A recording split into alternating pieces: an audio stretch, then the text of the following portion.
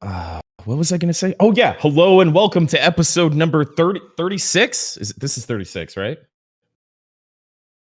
Sounds right. Everything's dying for me. Hold on. There we go. Hello and welcome. Hello and welcome to episode 36 of Nerds and Words. I'll be your host today, Tim Allen 1337, and we have a very special guest for the very first time. Kugels, welcome to the Nerds and Words podcast. How are you?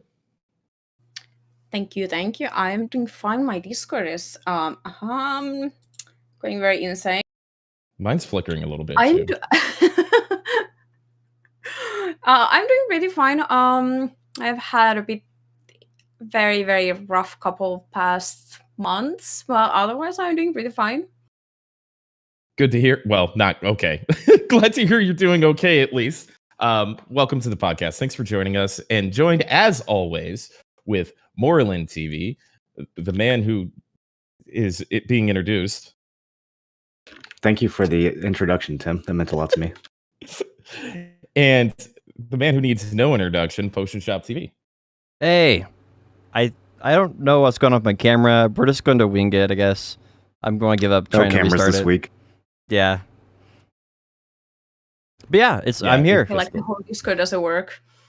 We can try to move the servers. Let's try to change servers. I'll go to East.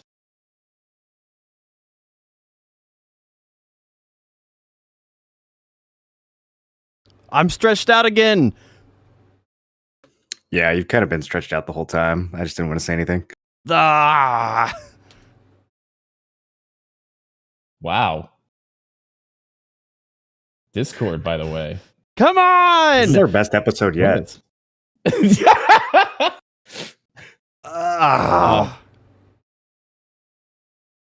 might be a voice-only podcast. Wait. We did it! What? It looks good on my side. Oh, I'm huge. I'm small again, and I'm stretched out. I don't know what Discord's doing. I give up. It works for me at least. I look stretched out on my side. I kind of like the zoom in potion face. Is it automatically zooming in or something? I can see your pores, Potion. I think we probably just have to ignore the cameras and just keep going. Yeah, let's just do it. Whatever. Okay, do we restart or just keep going? Yeah, it's fine. Okay. All right, we have a ton of content together. So if you're watching on YouTube, it might be a little distracting. Check out the Spotify link, probably in the YouTube description below on Potion Shop's video. But Hodum servers came out. Probably some of the best content, in my opinion, that's been out for a while. We've got some great Global Labs patch notes that came out with the more awakening stuff. So a ton of BDO things to go over, and we'll always bicker about other video games at the end of it. So, but as we normally do, we'll start out talking about how everybody's week was or so. Kugels, if you want to tell us what's been up with you in game, what you've been working on, stuff like that. I have actually been in really bad fever right now. Oh no. Even currently right now, yeah. These past, I don't know, over 1 week, I have been in insane fever. It's just, well, I've been still streaming, not good idea, I know, and most likely that has made me even more sick. But it's kind of no can do during these Twitch drop events. I've been sick too for like 2 weeks. I feel that. I guess it's going around worldwide, huh? Yeah. I still have a little bit of it. Literally just continuing my Eltena hunt. I haven't really done anything else except yesterday I was testing the new Hadoon servers. Everyone was really shocked to see me somewhere else. That's right. That's like the only thing in this game you're not lucky at, right? Is getting your elts in peace. Yep, that's completely true. I feel so sorry for you. You one-tapped your T10, right? That was actually second attempt. Oh my gosh, your second attempt. Rough Unlucky. Business. I know. Cool. Well, I'm sorry you're not feeling well, but hopefully you're on the mend. Moreland, how was your week, buddy? Pretty good. I'm actually really enjoying this new update, surprisingly. I think they did a pretty good job with just about all the spots. I've only been able to spend like an hour or two at each. But yeah, it's been a good week for BDL. I also am warring with Null again, and that has actually been super fucking fun. I'm really glad to be playing with those guys again. The fighting has been fun. Just like being like gaming with those guys again has been fun. So that's really like kind of revived my motivation for, PvP and getting better and everything else. So that's been fucking awesome. I'm really glad that the band's back together. Dude, Null's such a good guild. I really like being here too. Yeah, I've only for been sure. able to make one node war, but and it was a snipe, of course, but I still am really happy to be here. Now they did. One of the few Sorry. One of the few guilds that can put up with me. What's up, Potion? I was wondering about the HP changes because that was the original reason why the tier 1 guild fell apart, right? How is that? Still sucks. But it is what it is. You live with it. There's a bit of a trade-off because before T1's had some other imbalance problems. There was no HP cap. We think that Kaffir's levels weren't being applied properly. There was some other like fuckery that was going on. And they fixed most of that, but then a week later they punished everyone with the diminishing HP change. So it's kind of a trade-off. It's a little bit interesting having the new PA in T1s. That was kind of different because before you never had to PA. But it's not that big of a deal since the new PA isn't like completely over the top broken like the old one was. But yeah, overall the fights are still really fun, and most of the fights aren't lasting long enough for the HP effect to like really tank. But if we ever have like one of the old school T1 fights where there's 12 guilds involved, then the second half is going to be miserable because everyone's just going to be getting one shot by rat classes. Yeah, that makes sense. Yes, I'm sad to hear about the HP thing still as a problem, but I guess it makes sense to you if they did a bunch of good stuff right beforehand, and I guess no one really got to enjoy that patch because the very next week it was kind of all changed. There was 1 week where T1s were perfect, and then they submitted this new HP thing, and everybody was like, "Yeah, okay, time to take a break from the game." Yeah, we played for like a week, and then I was having like no fun at all because of the changes. And then like a week later, everybody blew up their gear and the guild quit. So I was doing the same thing, kind of the same arc that you were, Moreland, where it's like trying to do some T2s, but the T2 scene's just so bad. Yep. So, Potion, how was your week, buddy? So I've been busy with my music album actually. So this has been way more work than I ever thought it was going to be. I set a goal for 2021 to release 6 albums of music, and it's just become a full-time thing just about trying to get it all organized and accomplished. So the 3rd album has been submitted now, so I'm done with that, and then I have 12 songs ready for the 4th album, which is the 2nd album of the year, so 2nd of 6 that I want to do for the year. So This has been a lot of work, but that's been what I've been working on this week.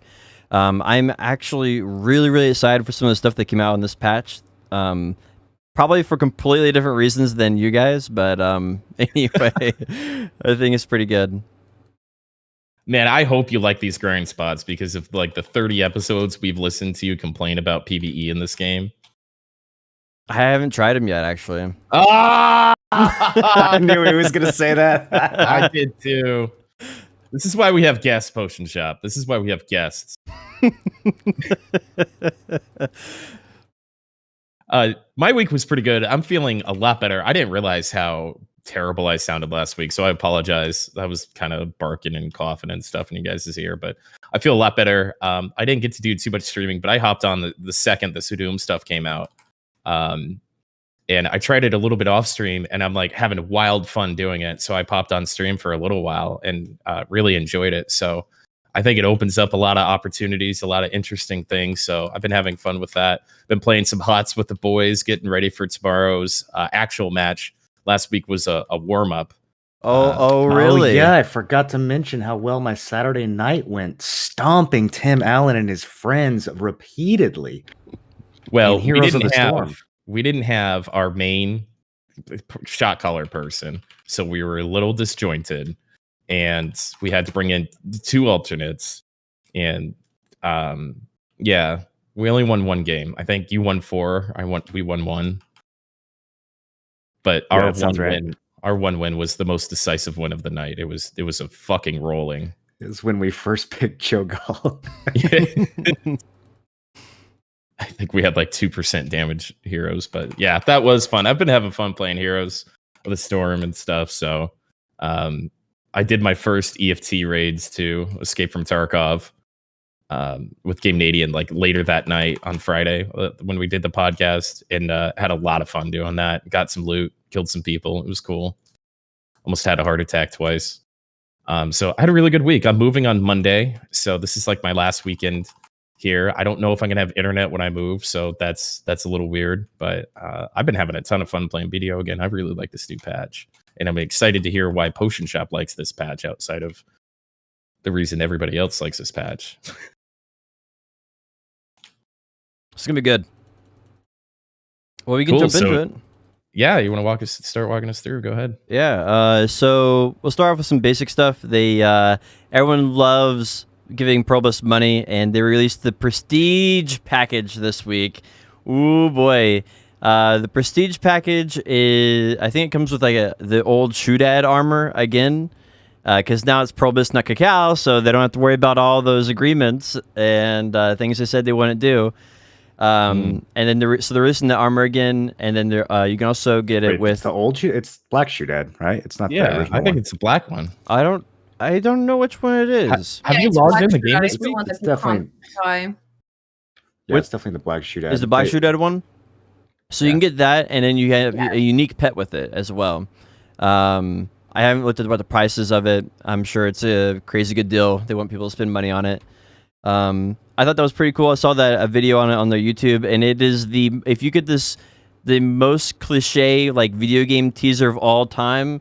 That's what that is. You just go watch that, and it just checks all the boxes. Like, has to be super exciting. Has to be really, really out there.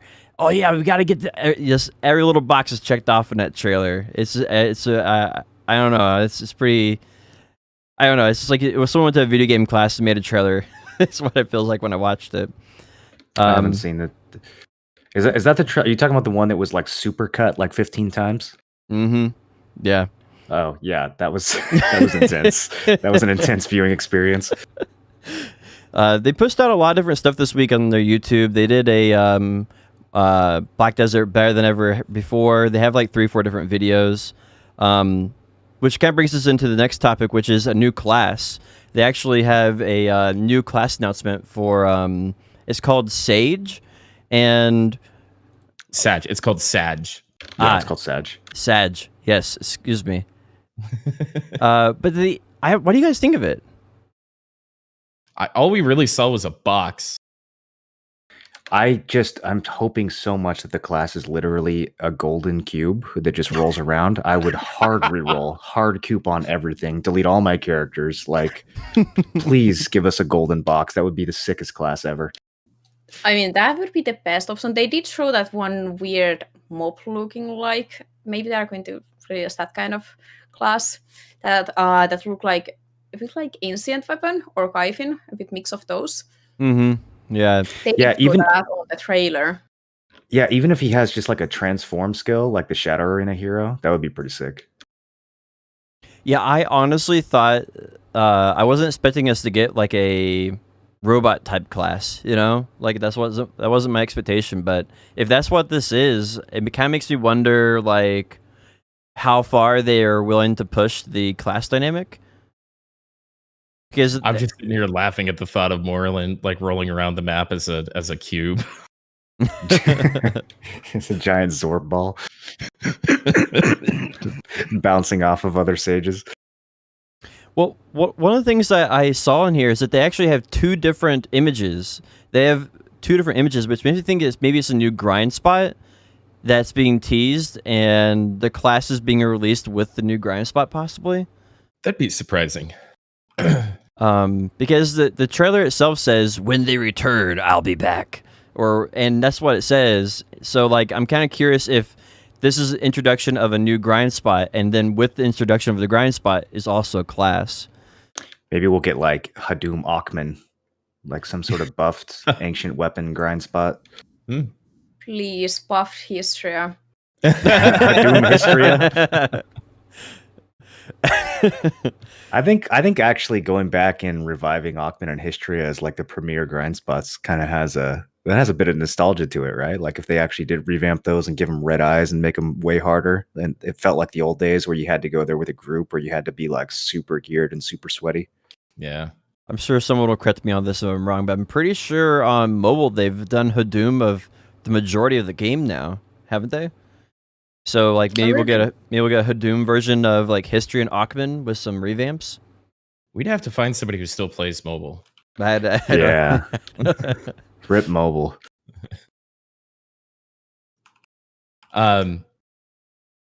Yeah, I think it's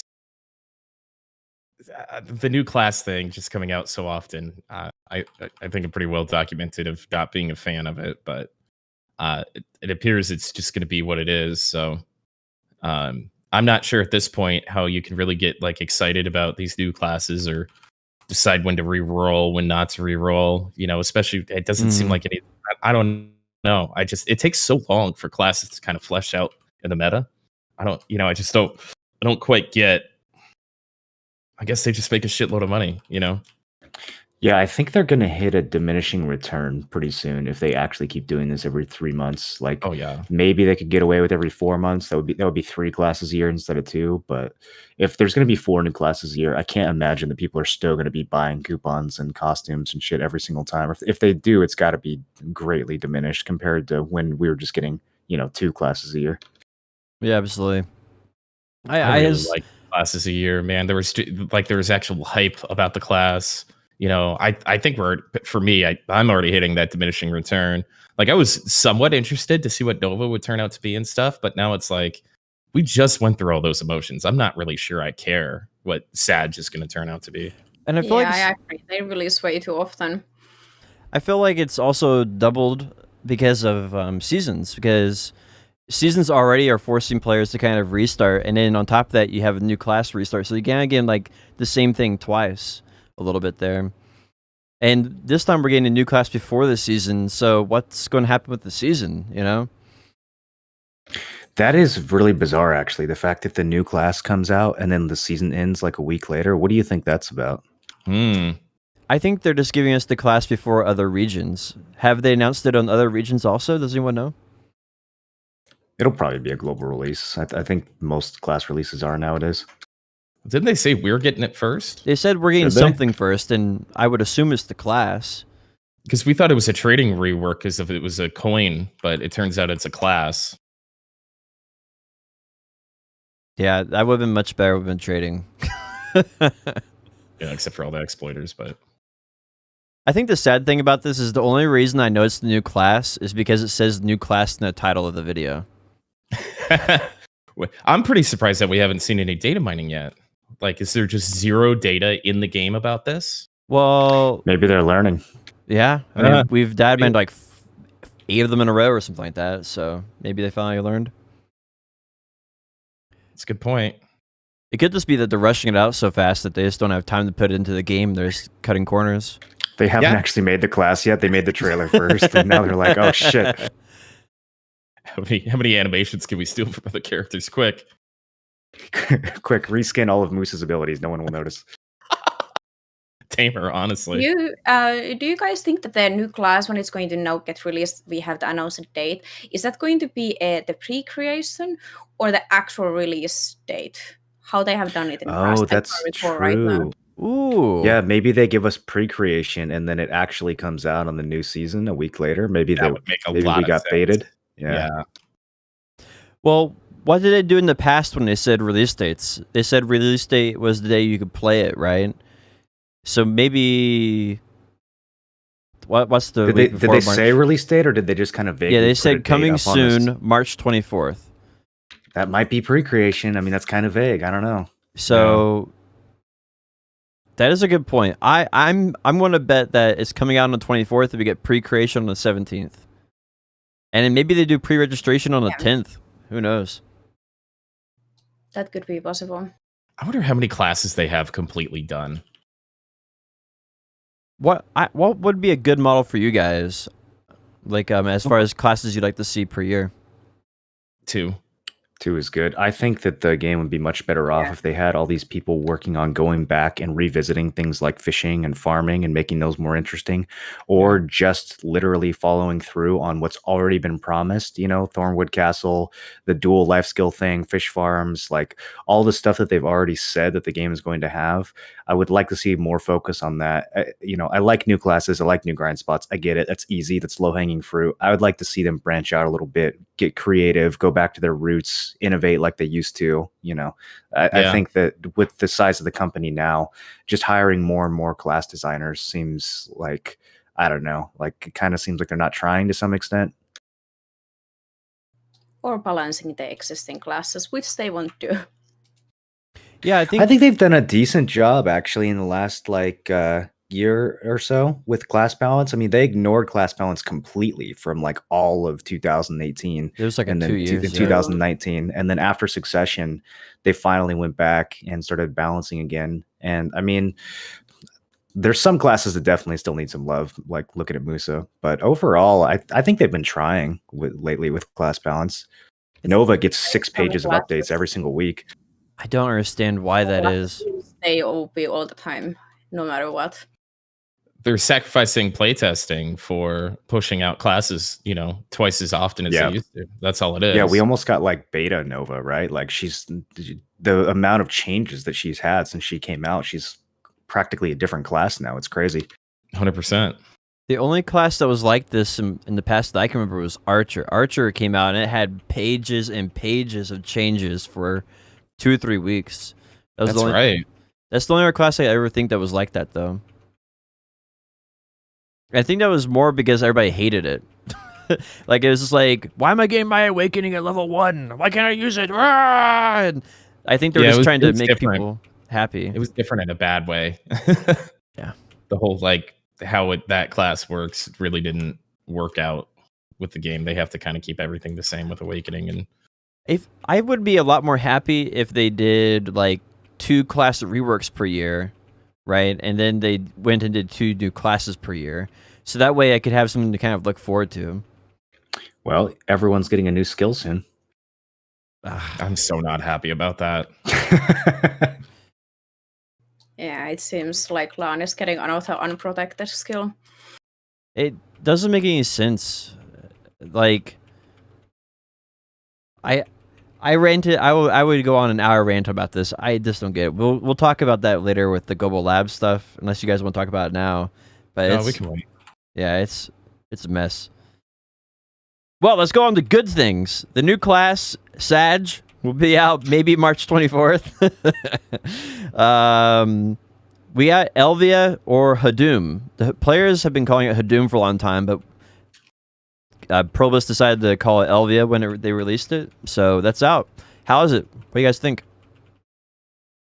This is the first time I've ever had fun grinding in BDO. Ever? That's a big... like the actual like act of grinding. Like, I'm good at it. It can be relaxing. It's easy stream content just to talk to chat. We're basically just chatting streamers when we grind and stuff. But like, there's so much going on. I'm actually having fun, and I'm not super worried about like the per hour that I'm getting. I'm sure one day I will or whatever. But the fact that there's like all these solo places, there's nostalgia from the location of where we are. There's these weapons that drop that like double your power. It's fucking incredible. At least on Guardian it is. And kind of the aura, the artistic style that they took feels very like Awakened Korean MMO. Everything feels right. It's not these boring fucking machines revamped in a different cave for the 3rd or 5th time. I don't know. I really like everything about this. I had fun doing group grinds at Castle Ruins today. There's been GVGs popping up over it. I'm sure Sakraya is way more open than it used to be if people still want to go back there. But, I think this game really needed a handful of more viable spots with like a different feel, different looking mobs out in the open, And for the first time in a long time, I think we finally got some veteran, content. A lot of people can't do this shit. I'm so glad they didn't hold back on Castle Ruins, dude. This shit is like how Gyphon was when Comma 2 dropped. Like, it's actually a top tier spot. It's going to have GVGs. People are going to get sweaty. Like, once Arsha actually matters again, because it doesn't right now because of the 50% drop event, but once Arsha does actually matter again, that spot's going to be just on fire. Yeah. How difficult is it to grind there? Like, how much DP do you need? Is it more than your average 260, 270 spot? Yeah, I think the mobs hit quite a bit harder than like Star's End would. It might be, some of the spots might be comparable to Sakraya, but yeah, I don't know particularly how hard the Castle Ruins mobs hit. I think if you have enough AP to grind there, you're probably not worried about it, especially since you're 3-manning. It's more the other players that you're going to be worried about. Yeah, I got chunked a couple times at Castle Ruins, but I have 372 DP, so I'm not, and I'm a Guardian, so I'm not like super concerned about PvE damage ever anymore. Yeah. But I got chunked a little bit, and I don't take damage at any of the other spots. But like, man, I was at Monastery was the first place I went, and like I was getting these bells, which are events that spawn lower DP mobs, a bunch of lower DP mobs with a ton more AP, and they just zerg at you. And I'm in the courtyard, right, where all the mobs are anyway, and I'm just it's just hordes and hordes of mobs, and I'm getting more bells during this event, so I can pop them right afterwards. I'm making 200 mil an hour or something just in fucking trash. And then some enraged Muskin spawns in the monastery, and everybody who's in there, we all group up. Nobody knows each other. I think one guild actually decked on me, but we all group up so we can kill this thing and see what it's about. And like having kind of this new, we have no idea what this is, so let's all just kind of group up and work together so we can all experience the content. Like, that's not something I've really experienced in BDO in a long time. And people were like, they'd walk up and be like, what's happening here? And I'm like, it's an event. They're like, how do I do it? I'm like, bell, you know, but I'm like dying. Yeah, I don't have time to type because they're hitting so hard. All like, and they didn't count for like aggro. So I've got like 30 mobs on me at the same time. It was nuts. There's all these little drops that turn into all these things that can boost your accessories, and you can sell them on the market. So you're making cracked per hour. It's just, I love it. I'm actually having fun. That's awesome. I'm a big fan of the mechanic they have at Red Orcs. Apparently, like, there's like a fairy that appears, and if you don't get the fairy, the mobs literally can't take damage. And I can still take damage. It's just slow. Yeah, it's like really, really low or something. But then there's like a red orc that will spawn, like the boss will spawn, and he'll try to eat the fairy of light, so you can't do damage anymore. So it's like this kind of like this battle going back and forth where you're trying to get these fairies, and then like the boss is trying to eat your fairies, and you have to defeat the boss before he does. I think each grind spot has a unique mechanic like that, and I really like. It feels like each one has its own little personal feeling to it, and then some people might like one over another, and they can go where they want to go. I really like that overall, the mechanics side of it. I know we're all kind of like, I wish we just got a buff instead of a weapon, and a lot of people complain about that. But I tell you what, it's kind of fucking cool. It doesn't it change the effect also of your skills? It uses what? It doesn't change the color of your skill effects. I saw on the patch notes. I can't tell, but everything, the weapon itself is gold. You get a new skill that's only usable with the weapon. Yeah, right. There was skill. I thought it was weapon about the weapon. Well, it is, but when you use the weapon, that skill's color depends on the weapon that you have. So there's 3 weapons. There's like multiple different weapons. They're like different colors. There's not only golden. There's also red and blue ones for the same slot. Mm-hmm. Oh, there's a red weapon, a blue weapon, and a yellow weapon.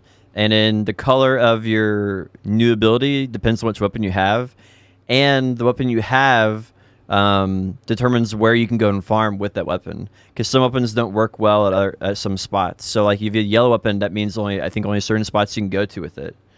Well, it only lasts 10 minutes, so they spawn while you're fighting, and when you use it, you do like double damage at least, and then at least for Guardian, my weapon with the Jordan is nuts, absolutely insane. It one shots Castle Ruin mobs. It's incredible. It's so much fun. They're making it. Someone said that Global Lab has the thing where it auto equips, so you don't have to like go fuck around with your inventory in the middle of the fight. That's good. So I think Nice. I think that solves all the clunkiness to it. It is actually a pretty sick mechanic, being able to loot a power up and just go ham. It feels really good. Yeah. And then if you got more than one person that has it at Castle Ruins, you're just like over clearing.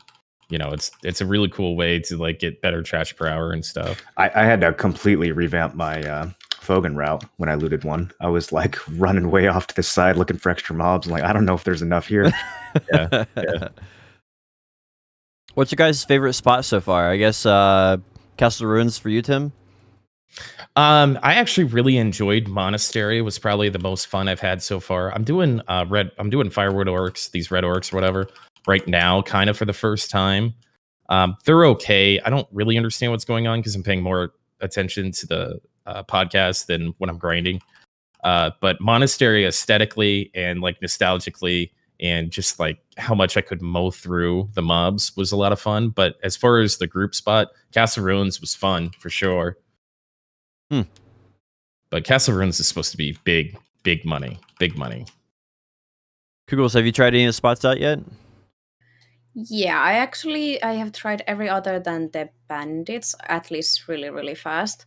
I have been my whole PDO time basically always really solo players. I was really surprised that I actually enjoyed the group content in the Harum servers. I really did like the imps. I like also the Castle Ruins, and I was really surprised. I wasn't expecting to like the imps at all that much that I actually liked it.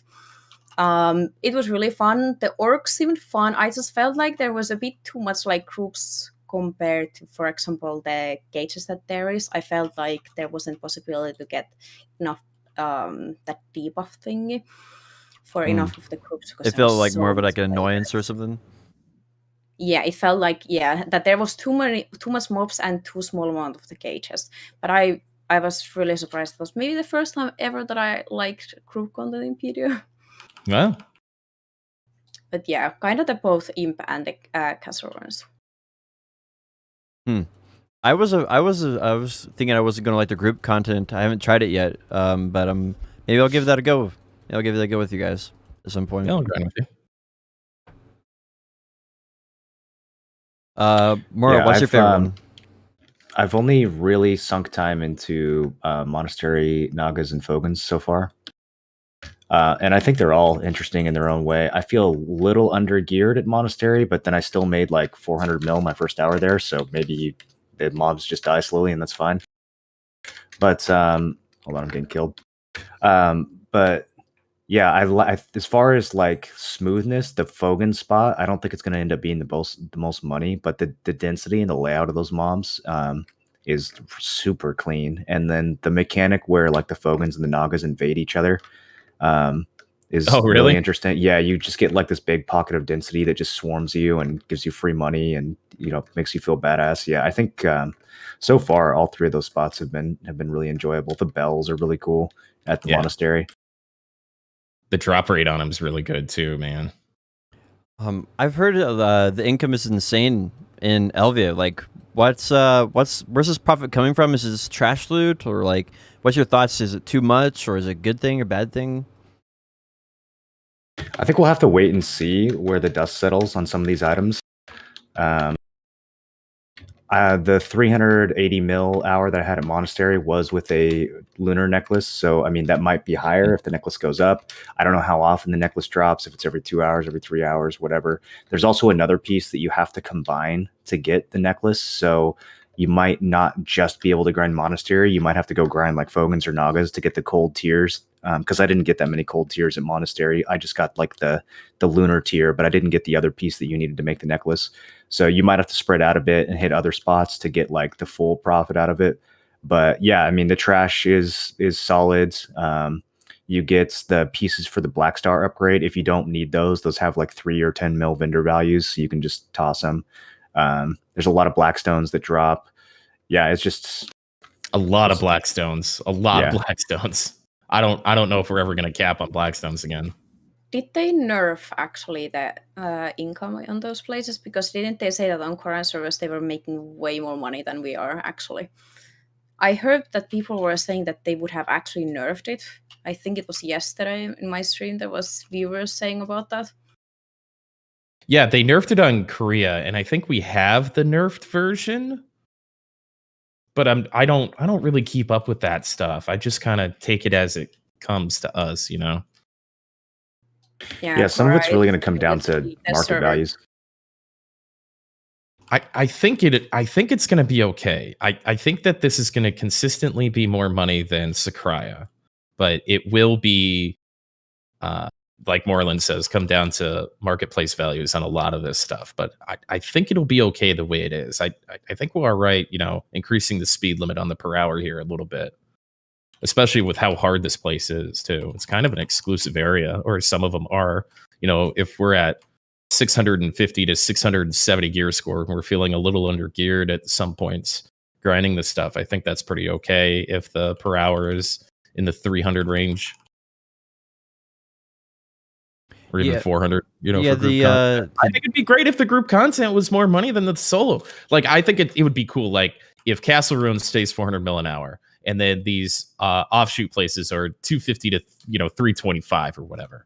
And so you kind of do a solo place until your guild has 3 to do Castle Ruins. And then Castle Ruins is worth more, so it's going to be contested. So you're probably getting PvP most hours that you're there. If you're not, then you get paid. You know, I really like that kind of trade-off and idea. Kind of stay in the area, a little waiting room, little solo grind waiting rooms, and then, you know, you can go for the prize at Castle Ruins or whatever. So hopefully that's how it's intended to be, because that'd be pretty cool. Yeah, I think the main thing is I don't like the idea of feeling forced to do a activity just because it's so much better. I like having a variety, because not everyone will want to do the, you know, the Castle Ruins grind. And so I think the idea of having group opportunities is good, and we don't have any of those. But I feel like we're just going from maybe possibly one extreme of everything not being worth it to the only thing that is worth it being group. And no, I don't think it's like that at all, because the group's going to be more contested, number one. Number two, nobody's in Sakraya, so frenzies are sold out, right? And then if you still want to go to Stars End and do your Stars End RNG grind, that's still super viable. Yeah, but 400 mil an hour is a lot. That's double the money. Like, not double. Not double. Like, it's not double of Stars End, but of Sakraya, it's really close to 400. Double. You're not getting 400 every hour. And now that some of the stuff is in demand that drops at Sakraya, now Sakraya is probably closer to 260, 275 if you do it right. You know, I think distortions might permanently stay at 300 because of this. Right. Yeah, that too. So it's making these other grind spots literally more viable. And that's happening just as Stars End is hitting like a saturation point where it was really starting to become overrun. Yep. So I disagree with you on this one, man. I don't think there's like I don't feel like I'm losing out right now by doing Red Oryx instead of Castle Ruins. I want to do Castle Ruins, but you know, you talk a lot about social interactions and stuff, and I think this is a positive way to kind of make some social interactions, get the homies together and go grind a spot together. And if you don't want to, then maybe you lose a little bit of money, but you know, it's not the end of the world. You're talking. These devs have said before that they're kind of afraid to make group content because they don't want to make people feel like they're forced to group up. So I really respect the fact that they're taking a chance on Castle Ruins like they did with Gyfin, because there is, like, I think there's not a problem if the best grind spot in the game is a group spot. You're not always going to have the best group. There's going to be other groups that are fucking with you. Like, it's more going to be more contested. It's going to be more scarce. And if you can get a group of people together and overgear that spot and hold it down, you know, King of the Hill style, then I think it's fine that that's, you know, 20% better than the other spots.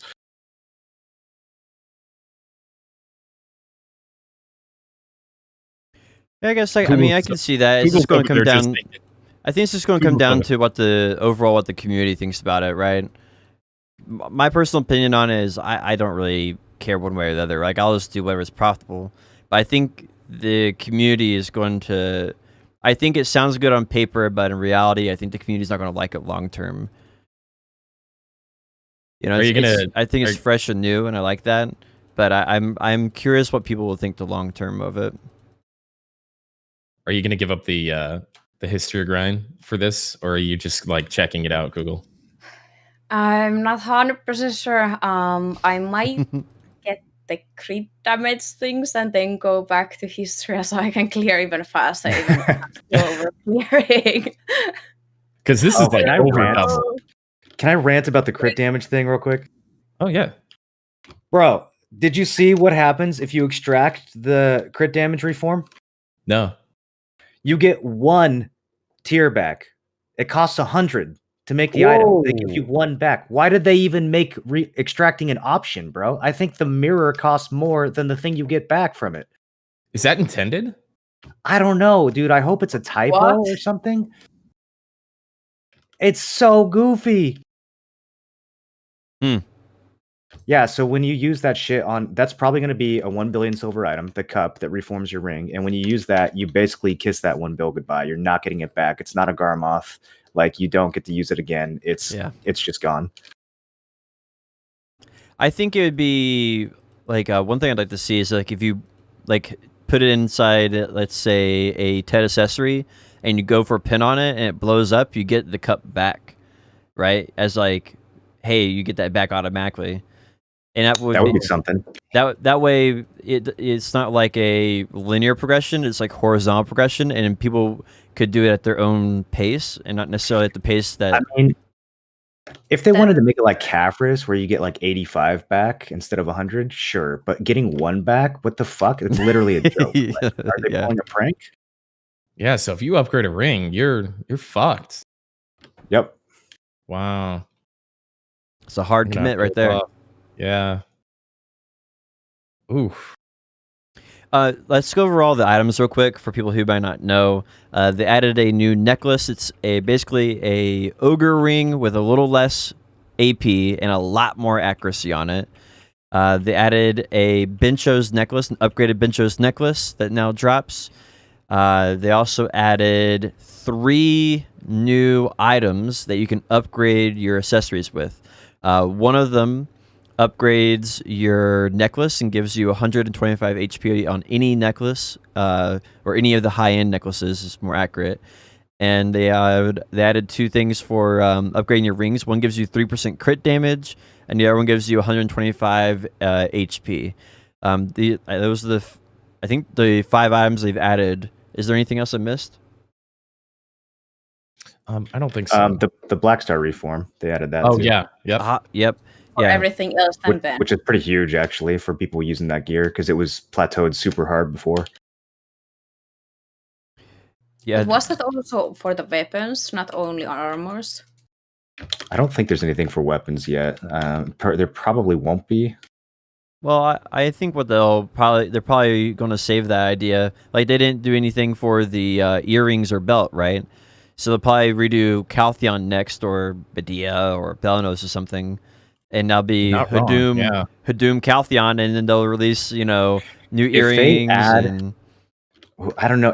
Weapons are different though. If they do a upgrade that makes your Blackstar Awakening weapon equal to like a C7 Dandy, then Dandy kind of sucks. Like Blackstar overwhelmingly becomes the meta weapon at that point. Right now, Blackstar Awakening is ironically more of like a succession weapon. And most Awakening players are using Dandy because they can Caphras it.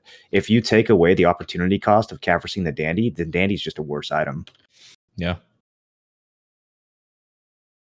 It'll be interesting to see where they go. We were all kind of like, why are they doing this Black Star armor thing with the plateau? And now it kind of makes sense, I guess. I don't know if people use. Yeah, I guess you could. It just depends on the cost. Can you sell it in the marketplace? Which one? The reform. You can sell the accessory reform, but you can't sell the. I don't think you can sell the Black Star reform. Because the Black Star reform, I think, if you is that even enough gear to go grind there? If you have full Black Star, I was thinking. I don't think that's enough gear to actually go and grind. Yeah, that's like C6 pen boss gear if you have Black Star gear. Yeah, but you need the Black Star gear with the upgrades in order to grind for the upgrades. Oh, you're saying like well, you'd have like basically C1 or C2, whatever regular Tet Black Star is equivalent boss gear. Yeah, that'd be kind of sketchy. That's kind of a good point. I think they You have messed up with extra monster that. damage reduction. Though. You do have the extra monster damage reduction, so you'd probably be okay. Yeah. It'll be close. It'll be a little sketch. It might be a little sketch. This whole place is a little sketch in general, man. These red orcs are rough. When I do Nagas, the plants, I poison myself to half HP every single time. Like the mobs barely do any damage, but the poison goes straight through your DP because it's just a dot. Yeah. Have you guys checked out any of the new abilities and classes? Have you played around with them? Yeah, the warrior one's kind of silly. I mean, it hits super hard. Like I can't complain, but it's he just kind of like throws his weapon on the ground. I don't know. It looks goofy to me. Guardians is like a weird little flow. It looks like it's unprotected. I haven't seen the actual, like I haven't seen a streamable of it. I just saw like a clip. Looks like it's they just kind of, it's like a slide, like a power slide kind of thing at the end of Frigid Fog. I don't know. It's kind of weird.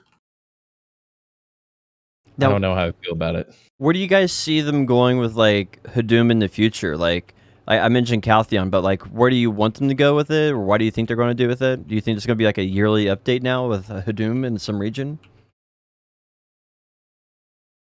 I think they could rotate it. I don't know if we want to have like the whole game revamped in that way, but I mean maybe that could be where the game progresses next.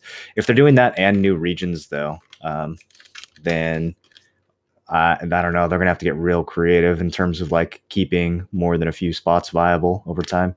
So maybe every season it goes between Syrindia and Caltheon. You know, you can get your rings and your neck during this season, and then next season you do your earrings and your belt. That would That'd be be a really cool season mechanic where every season it rotates. That actually be just dope. back and forth. So it's not like a huge deal, but it would create a lot of demand on these things too. You know. Mm-hmm. Yeah. What would be the 4 regions? Like maybe this. How many seasons do we have in a year? 3, 4? I don't know. Valencia, definitely. Hadum Balanos would be kind of goofy. There's really only like goblins and altar imps, but they could definitely 4 seasons in a year, Potion. Well, that BDO seasons are different. They don't follow real life seasons. They Yeah, they kind of kinda do. do. Winter season, spring season, summer season. Yeah, they even name them that. Okay. So 4. So I guess you would do Syrindia, Caltheon, Medea. No. Just back and forth between Syrindia Oh, and just Caltheon. alternate the 2? Nah, bro, So we need Valencia- Hadum Assassins. Yes, Oh yes, my we God. do, and it We need needs. Hadum Pirates. Yeah. Oh, that would be legit. They're not going to do that after they did the rework to it and gave it its own separate island too. You No, got your No, pirates that's different, rework. dude. That's different. got your Kuwait Island pirates is still rework. totally Hadumable. Nah, you got your pirate rework. Get over it, kid. That's not even a pirate rework. It's a different island that happens to have pirates on it. That's all you're getting. No, Hadum Pirates, it's coming. Sorry, man. I have spoken. That'd be really cool, though. I like that. If it even just alternate between 2 different regions, it would give the game a little bit more that variety. You know, you'd come back and be like, "Oh, wait, what? It's active now? Like, oh my gosh!" It'd be a reason to keep playing too for longer than a 3-month period. Well, what it would really do is like everybody would grind it, right? So everyone's grinding it now because they want to. It's new, all that kind of stuff. And then let's say like next season, so that's for this season. What is it? Summer? It'll be summer, I think. Mm-hmm. And then throughout summer, we've got this, and then they come out with Calpheon for the fall season. And then all the sellable crit items start getting more scarce because you literally can't get them, right? And so then they're sold out at the end of the season, and it makes the Hadum swap super viable to bring people back to the Hadum. Yeah, because thing. everybody wants to do it because you can't get Insane. anywhere else. I think that would be insane, man. Ah, that would be so good. Not only for that, but just for so much different content in BDO. Like, imagine if this.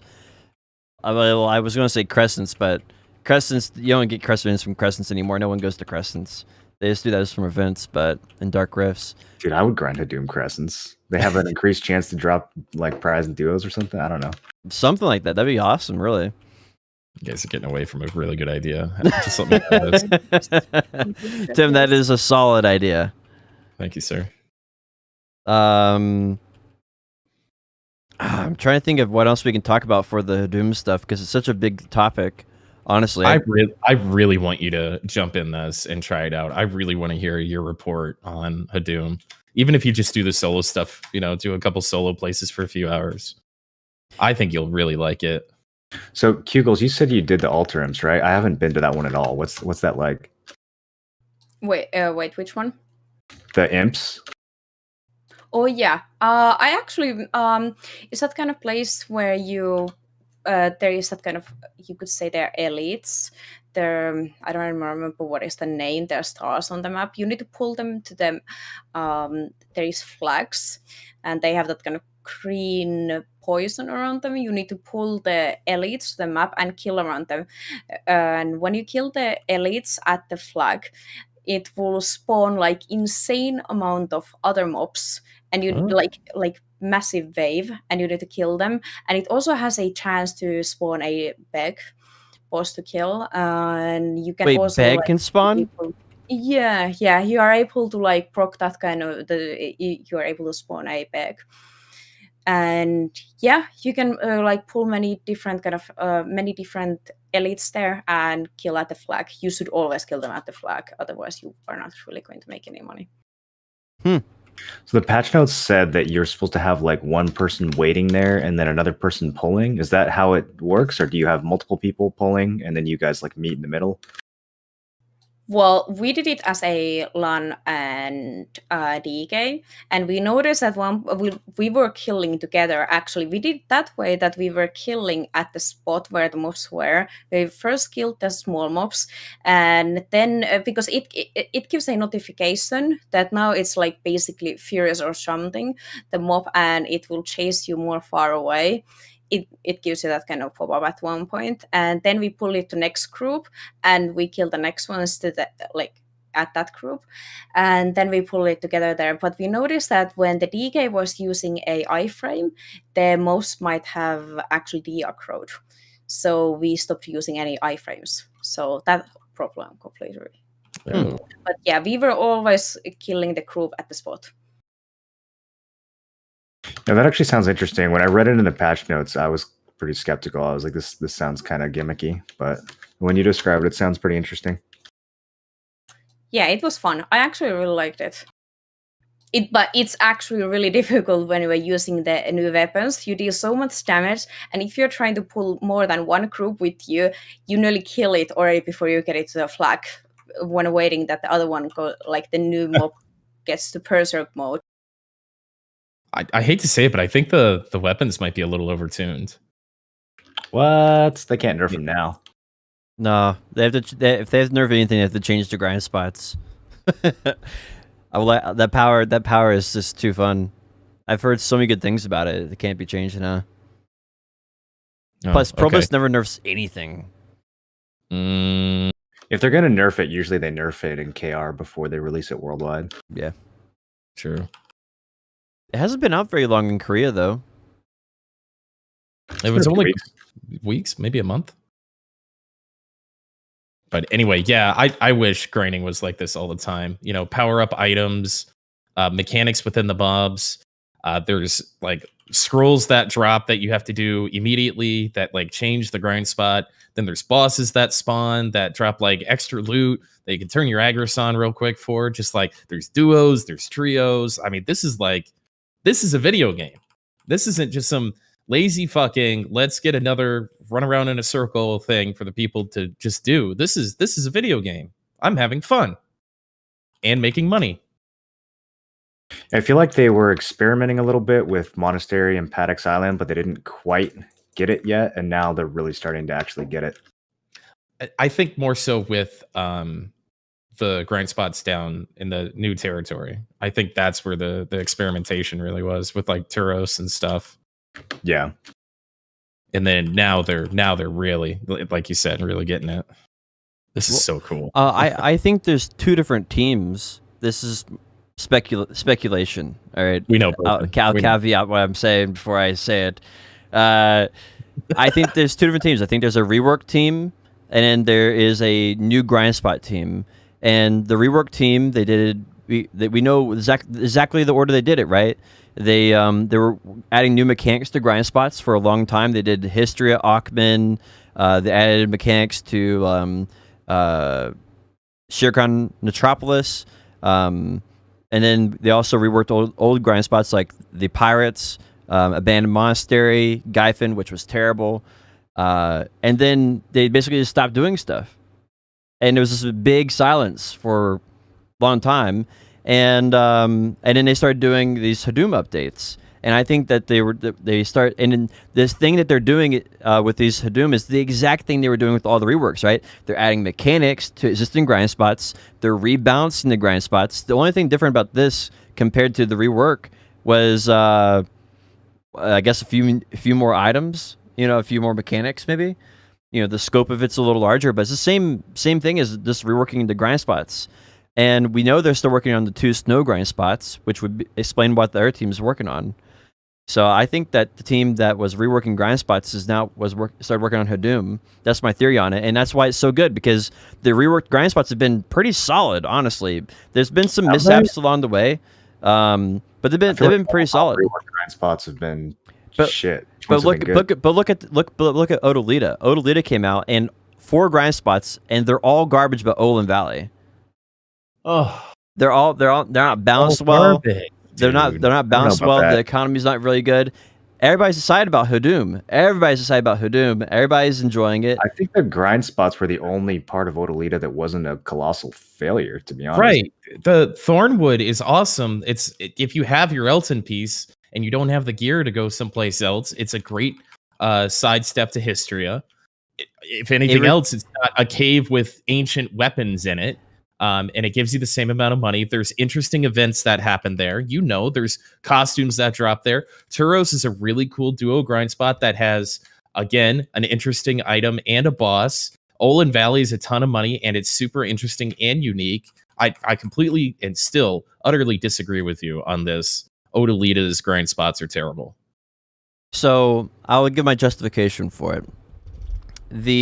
I think the items are phenomenal. The items themselves are phenomenal. The motivation for players to go through those grind spots is good, aside from Crypto the Resting Thoughts. I think all that's really solid. The problem is that the grind spots themselves are just not fun, and they're not balanced on like a PvE to damage ratio.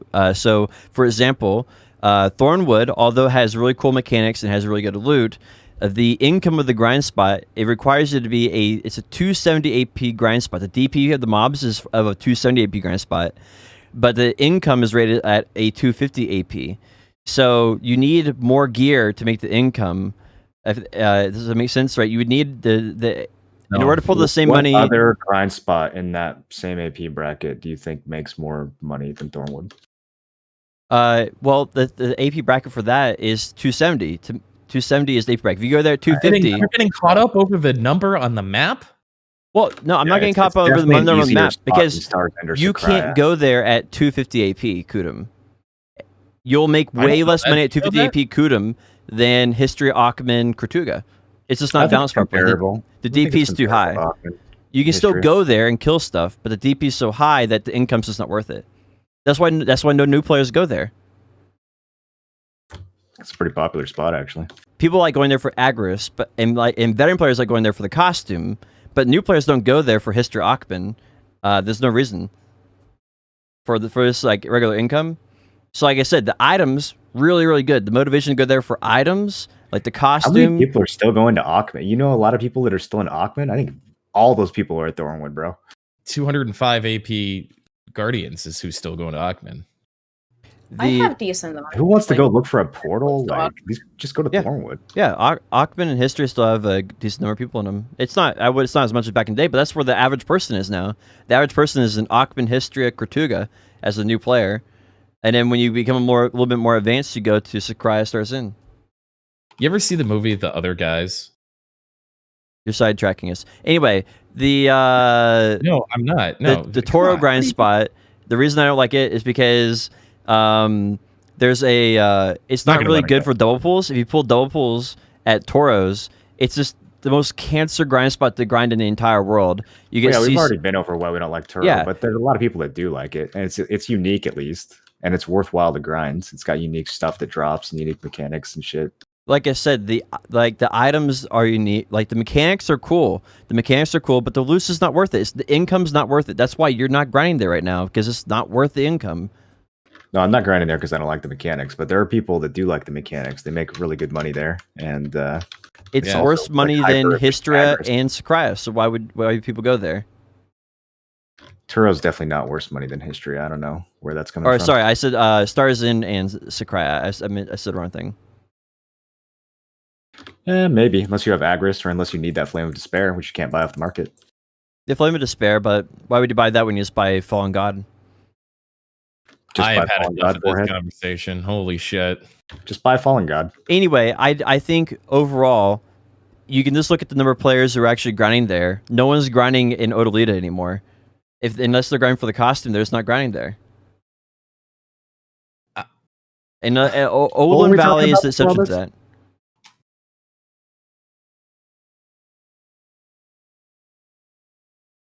I literally don't know how to respond to this. You win. You I don't like fucking Turo win. either. Now, how about this Hadoom Safa? Well, my point is that I think the Hadoom has been done extremely well compared to Odalita. That's my point. I think I'm just gonna okay. Like compare grind spot to grind spot. All right.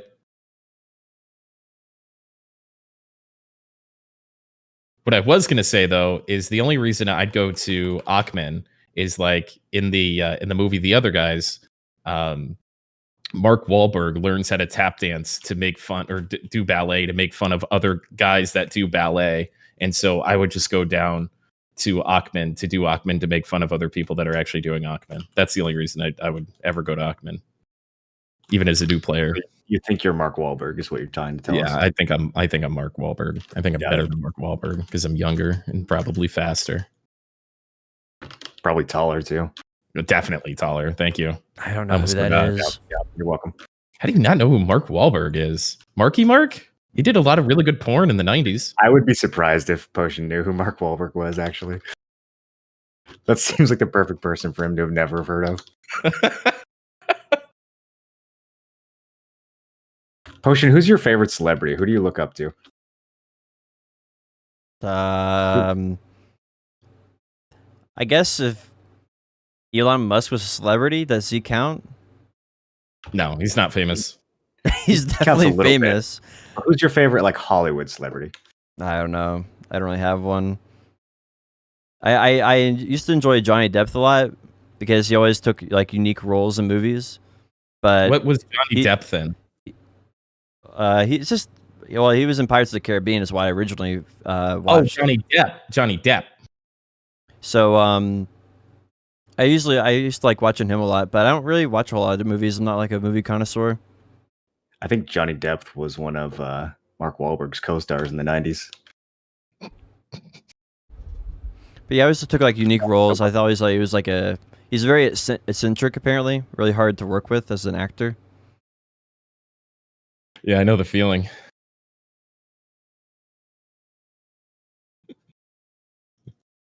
So what else do we have this week?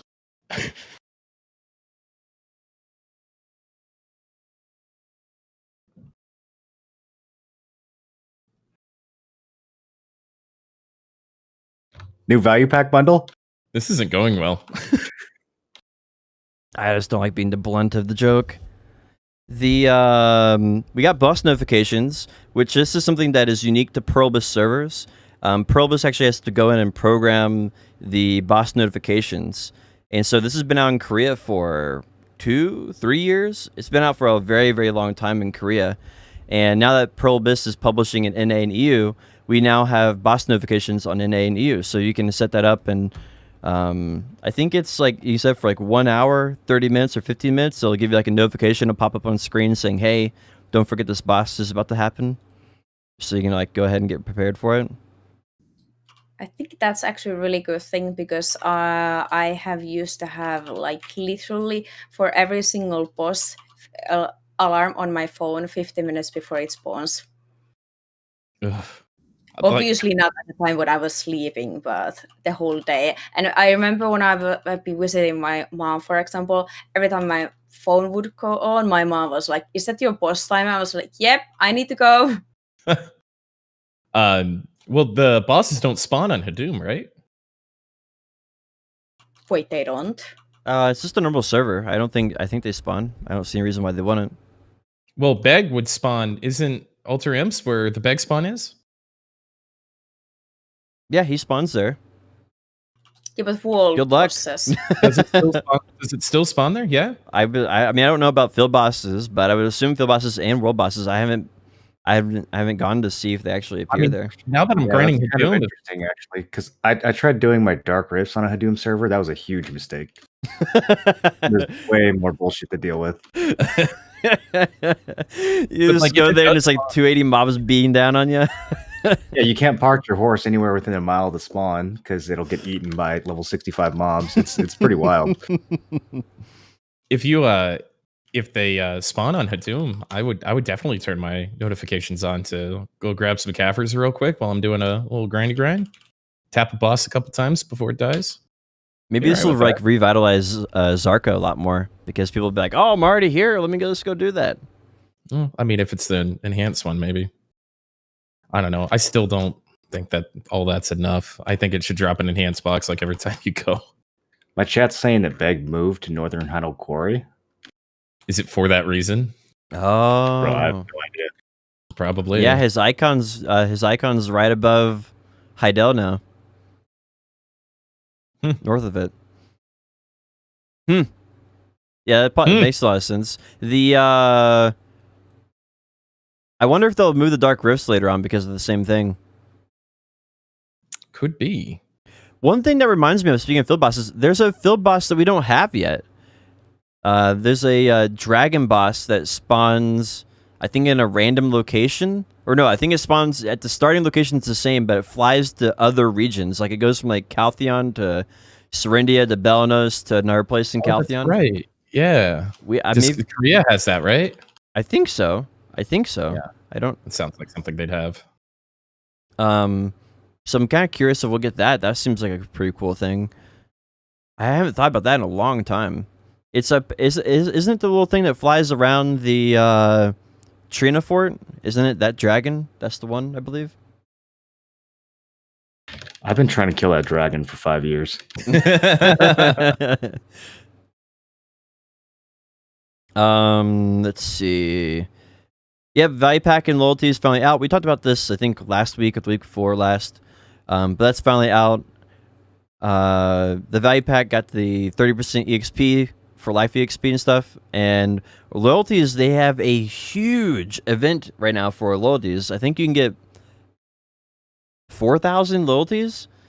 And every day you get an additional 100 on top of the 200 you get every day. Wait, for what? Marco has a quest now where you if you complete your dice game, you get like this badge, and you bring the badge to Marco and he gives you 1,000 loyalties. Was that what that is? Don't say that it's daily. Yeah, What'd you say? No, I was just saying, don't say that it's daily because I haven't paid attention to events because of my fever. So I hope it's not a daily. No. There's two different ones. There's the one that you go and give him a golden key with the token that you get from the dice game, and you get 1,000 loyalties. And then there's a second part of it that I have to read through the event page on, which I think you get another additional 3,000 loyalties from. I think you have to you get one token for doing the dice thing, and then one token for doing a couple other things. And I think you have to give them all 3 tokens for the 3K loyalty. It seems like more trouble than it was worth when I was looking at it. That's a lot of loyalty. I think 1,000. Yeah, I got 1,000 today myself. From just completing the dice game and giving them one badge. But I don't know how difficult it is to get to 3K loyalty. Well, there's like all those cool things you can buy in the loyalty shop right now. So, I think the bonus loot scroll's worth, getting some coins or whatever. There's a bunch of good stuff in the loyalty shop right now. Yeah. Okay. I figured out what it is for the additional loyalty. You have to hand over 5 Dark Spirit's Greed, 10 Latent Boss Auras, and you gotta hand over 5 Old Moon Grand Prix coins, which is probably the most annoying thing. That's why it wasn't Which is Never mind. that means you have to come in first place twice and second place once out of 3 races. And if you don't do And that, to then get you all have to do those? more. Yeah, Yeah, I mean, if you get first place on it, yeah, it's not that bad. But if you get like second or third, then it takes you way longer. Moreland never loses. That was like 10K loyalty. Sure. 3K. Yeah. I got other stuff to do. Yeah, I agree. I didn't Yeah, realize but it the had- one that you get from the Black Spirit dice game is 1K loyalty for just the badge, and that's super easy. I did that today, so that I would highly advise everybody doing that for the free 1K, because that took me like literally a minute or 2. I will do that. Thank you. What else? Oh yeah, speaking of events, we have a 50% drop rate until the end of the month, and we have 1,000% EXP during our hot time. And this is what I'm excited about right here. This is what I'm. 7? Yeah, it goes every weekend. You get 1,000% EXP the entire weekend, and then during hot time it's 1,000% also. But I'm never up during the regular daily hot time. So my plan is I'm going to get a character to 62 on Saturday, and I'm going to get my Ranger 62 on Sunday, and then next week we're going to get another character to 62. So we're going to get 2 characters this weekend to 62. Next week we're going to get a character and a half, and the third weekend we're going to get another 2 characters. So we're going to get 6 characters to 62 over the month. For you. How exciting for you! Yeah, I don't know. I've been slowly getting my characters up to 62. Like I have my Lon 62, my Nova 62, Zerker, my Valkyrie, and my Hashin are all 62. Not counting my Sork, of course. So I've been trying to figure out how I wanted to scheme getting all their characters up to 62, and this is a perfect opportunity to get a whole bunch of them up to 62. And it doesn't take that long with that kind of. What's that? I was going to say, at this point, you have to have the highest combat fame in the world. Like, is there any other player with more combat fame than you? No, probably not. I don't know. I don't really think about these things. I just kind of play the game because I'm just bored, so I create random goals. I'm at 6,457. Wow. There's probably somebody That's who a has lot. more 62 characters than me. There's probably somebody You're- because I put all my time I into don't know if one there is, character dude. getting 66, right? So there's got to be You're somebody over who the cap. there's got to be somebody who just went insane on getting every character to 62 instead of getting one character to 66, right? There's got to be somebody out there who did that. I don't know. Does Maybe. there? Maybe. Yeah. Maybe. So anyway, I'm I think really there's excited for probably a lot that. of people with several 60s, but I don't know if there's anyone with like a bunch of 62s. But yeah, I'm really excited for that. We're gonna get Musa first, and then we're gonna get Ranger, and then I have to look at the calendar because I have to plan for the new class. It doesn't take that long. It's gonna take like normally with regular 600% scrolls, it takes 21 hours. So with 1,000%, I mean, we'll be done in 18 hours. Maybe I might be able to do it in 16. So that'll be in one sitting, you know. Poggers, baby. New class comes out on the 24th. We'll plan for it being the 24th. So that gives me 3 weekends between now and then. 3 weekends to do it. So I guess Busa, Ranger, DK, Kuno, Meiwa. I don't know what my next class is. I'm out of classes I was planning on leveling up. Sag? We're going to do that one next. That'll be the 7th class. With all these new characters and character slots, I wonder if they're ever going to bump the family fame rewards. They should, honestly. I don't know what you would make the reward though. I mean, just more silver, I guess. Isn't it? I don't know. Something more. Is this These more are storage? fame rewards. Yeah, life fame caps out way too low. Yeah, it does. That's why it's not even worth it. I was at one point like planning to get all my character cooking way over like artisan and such, but I realized that it's not really even worth it, even for the family fame. Yeah. You're right. I'm over cap on life. I didn't even realize. They should really they should make it higher. Probably didn't when I've almost doubled the cap. Yeah, it's years old. I've almost doubled it. Yeah, that needs an update. I think the my strategy for going forward is actually getting Alchemy Professional 1 on multiple characters, because just by processing your Ancient Spirit Dust and the stuff I get from Sakurai, I got Professional 1 on my Nova, so I can just do it on multiple characters to get Professional 1 to get my life fame higher. I don't have to do any real alchemy. That's funny. I always wondered. Are you guys planning on doing anything for the 1000% EXP? You guys going to push 63, 64? I actually might go to 64. Yeah, I'm 47.4% into 63. So I might head down to Sakurai. I've got a ton of EXP scrolls I could pop. And probably make a couple percent an hour and just chunk away at it. Yeah. From 63 to 64, how much faster is actual leveling compared to just doing the dummy? Because I was kind of just gonna do the dummy every night. Let me think. I think it's like 500 hours of grinding or something like that. Oh, the 530s are back too. Yeah, you have all the 530s reset with the anniversary. I have so many 530s right now. I think I have over 100 of them. Just from all the resets. I think it's about 500 hours, Moreland, though. And AFK train dummies is like, if you're doing it with all the big buffs and everything, it's about 6 months. If you're not doing it with big buffs, then it's more like a year, we'll say. I guess that's realistic. Oh, I feel like I'm getting a lot more than that. I with 530s and mercenary scrolls, I think I'm getting like a little over 1% an hour just doing Star's End.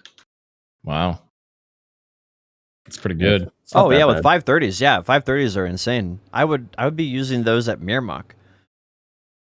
Yeah, but I hate Mirmok, so I just started popping them at Star's End because I have so many. Yeah. You said you're getting 1% an hour there? Yeah, Sakurai is a little bit more. Sakurai is like 10% more. Is that with this 1000% EXP? No, it's just normal. When I pop my 530s and everything, my blessed scrolls, when I just blow everything and do an hour, I get like about 1%. Yeah. That's more than I thought it would be. That's not that bad at all, actually. Yeah, Stars and Sakurai EXP is pretty good. That makes sense because you can do 63 in 50 hours. So it makes sense that you can do 64 and 100 if you're using 530 scrolls. Yeah, I get that. Yeah, that sounds about right. And then there'd be 200 hours for 65. It basically just doubles every level after 60, right? Yeah, it doubles. And then it'd be 400 hours for 66. Weird interaction where like the dummy becomes more efficient eventually, like the higher you go. That happens because EXP on dummy is a static amount where you get reduced amount compared to your EXP compared to the mob's level. So you get the reduced amount every time you level up from a mob, where you don't get reduced amount from a train dummy. So is there some chance that grinding like one of the new Hadoom spot? I don't know if they're actually higher level mobs. What I don't really pay attention to what level mobs are. Mostly. You're thinking now. You're thinking. So actually, one of the best EXP spots in the game is actually Ash Forest because the mobs are actually high level. Yeah, that's interesting. Yep. And it's not because their EXP is crazy good or anything, but it's just because they're such high level, you're not getting diminishing returns like you are at Mirmok and other spots. So it's actually very worth it.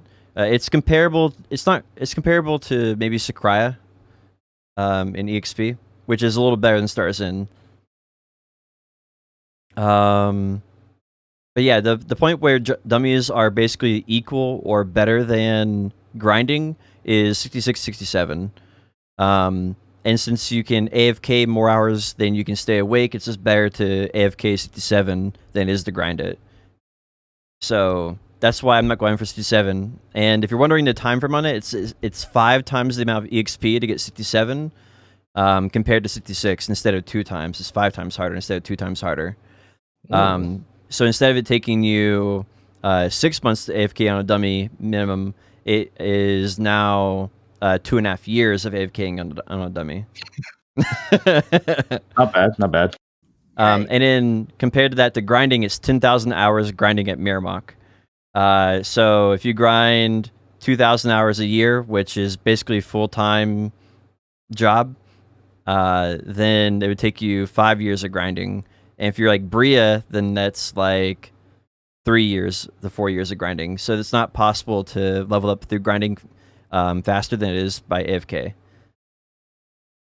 So 65 to 66 is really, you almost kind of break even. It's better to grind actively if you got the big boy scrolls going. But if you don't have big boy scrolls going, then it's better to stay AFK. Because it's basically net. The only net positive of grinding is just the silver, right? Yeah. Now we know. Yep. I feel like that kind of stuck up on the devs. I wonder if they're ever gonna take another look at that. I think the main thing It's is like they didn't realize people were leveling so fast, and they were like, "Oh shit, someone's 66. Maybe we should have given that like an actual XP table." what they should have done is they should have made it where AFK dummies don't work after once you're 66. That's what they should have done. Or they need to go back and make it where EXP from dummies gets reduced as you level up, like it does for mobs, and then make the mob level of the dummies level 60. That way, when you're 65, then you're not getting EXP anymore. They may not just care about like the 10 people who are level 66. Oh, there's more than 10. What, maybe 30 or 40 of us now? Right, even more. I don't know. There's a lot. Quite a lot on EU. We had a lot that they showed on the anniversary stream. We had There's way more 66 66s actually. Is it really? Yeah, there's 26 on NA and 40 on EU, and that's old data. Oh, I need to watch the anniversary stream. I didn't have that in the notes. What kind of our information we got from the anniversary stream? Well, maybe I'll have to go back and watch it, and we'll do that for next week. okay, there is someone in the chat saying that there is plus 60, plus 66 players. Yeah, okay.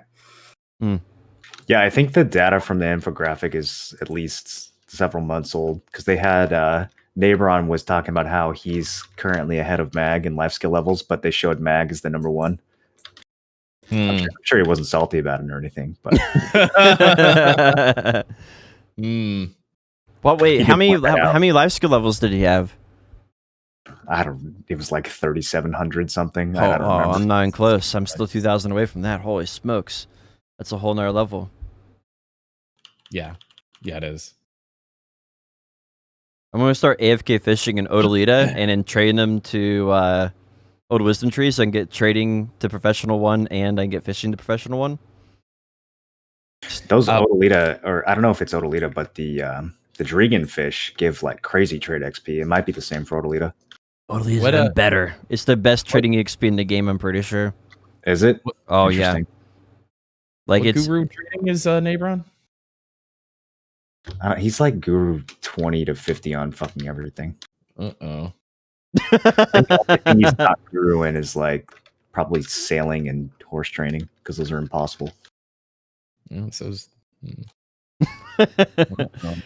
numbers there add up more than the time that the game's been out. How's that possible, sir? I'm really excited though. This gives almost everybody something to do, right?